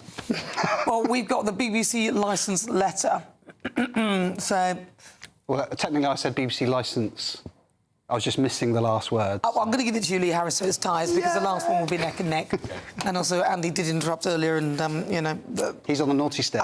He should have a point deducted for that. I don't hold a grudge much. No, I don't actually. But yeah, he ripped up the letter demanding payment for the TV licence, which he's not prepared to pay. But I suppose if you don't watch the BBC, if you don't watch live TV as well, then you don't necessarily have to pay it, do you? But say very quickly. Yeah, go on. I found out last night, I genuinely didn't know this. If I want to watch GB News via YouTube, say in my office, so I cancel my TV licence. I wasn't watching any live TV, but I want to watch GB News, say in my office, straight from YouTube. That is against the law. I cannot... Without a TV licence? Without a TV licence. I didn't realise it can... So Americans, they can watch GB News all they like, doesn't matter, but we will get genuinely put in prison if we don't pay the fines. Absolutely outrageous. Well, I don't know what the answer is, because we need... I think we do need some sort of training centre that the BBC could be, but nobody likes propaganda, and I feel sometimes it sort of slips into that. Final question, they are tied. Multiple choice. Which Tory leadership hopeful said that mass immigration and woke culture have put England's national identity at risk? Was it A? Oh, you finished the question. No. Which one was it? A, Kemi Badenoch, B, Robert Jenrick, or C, James Cleverly? Yeah, Lee Harris. Robert Jenrick. Who did you think it was? It was Robert Jenrick. Robert Jenrick. All right, I'm going to give you half point and half point because I did trick you on that. You did so trick 2.5. It is a complete tie here. Oh, I pulled it back. Yes, the answer was indeed Robert Jenrick. Well, listen, it's been a busy one. It's been a pleasure, as ever. What were your thoughts then, finally, as we close the show, whether Keir Starmer is at risk? Do you think he's at risk? I think he's safe because of the time that he's got, but I think he is severely wounded. Severely wounded? Reputationally. Andy 12s? I think he is safe, and I'm looking forward to his conference speech on Tuesday. Right, well, we shall see what happens with that. Let's hope that he's wearing a suit that he paid for and glasses as well. Do you know what I mean? Well, listen, in today's show, I've been asking, should politicians be allowed to accept gifts? And according to our Twitter poll, 94.8% of you said no. No, they shouldn't. And just 5.2% of you said yes. Well, there you have it. It's almost unanimous. They shouldn't be accepting gifts of any kind, not just clothing. I've got to say a huge thank you to my panel. Political commentator Lee Harris. Lee Harris, thank you very much for joining me. Pleasure. Thank you very much. Lovely to see you. Irish Trade Unionist Andy 12s. Andy 12s, lovely to talk to you. Pleasure. I'm glad we cleared things up. And thank you to you at home for your company. Coming up next is the Saturday 5. I'll be back tomorrow, same time, same place, 3 o'clock. Be there, be square. But next, I'll leave you with the weather.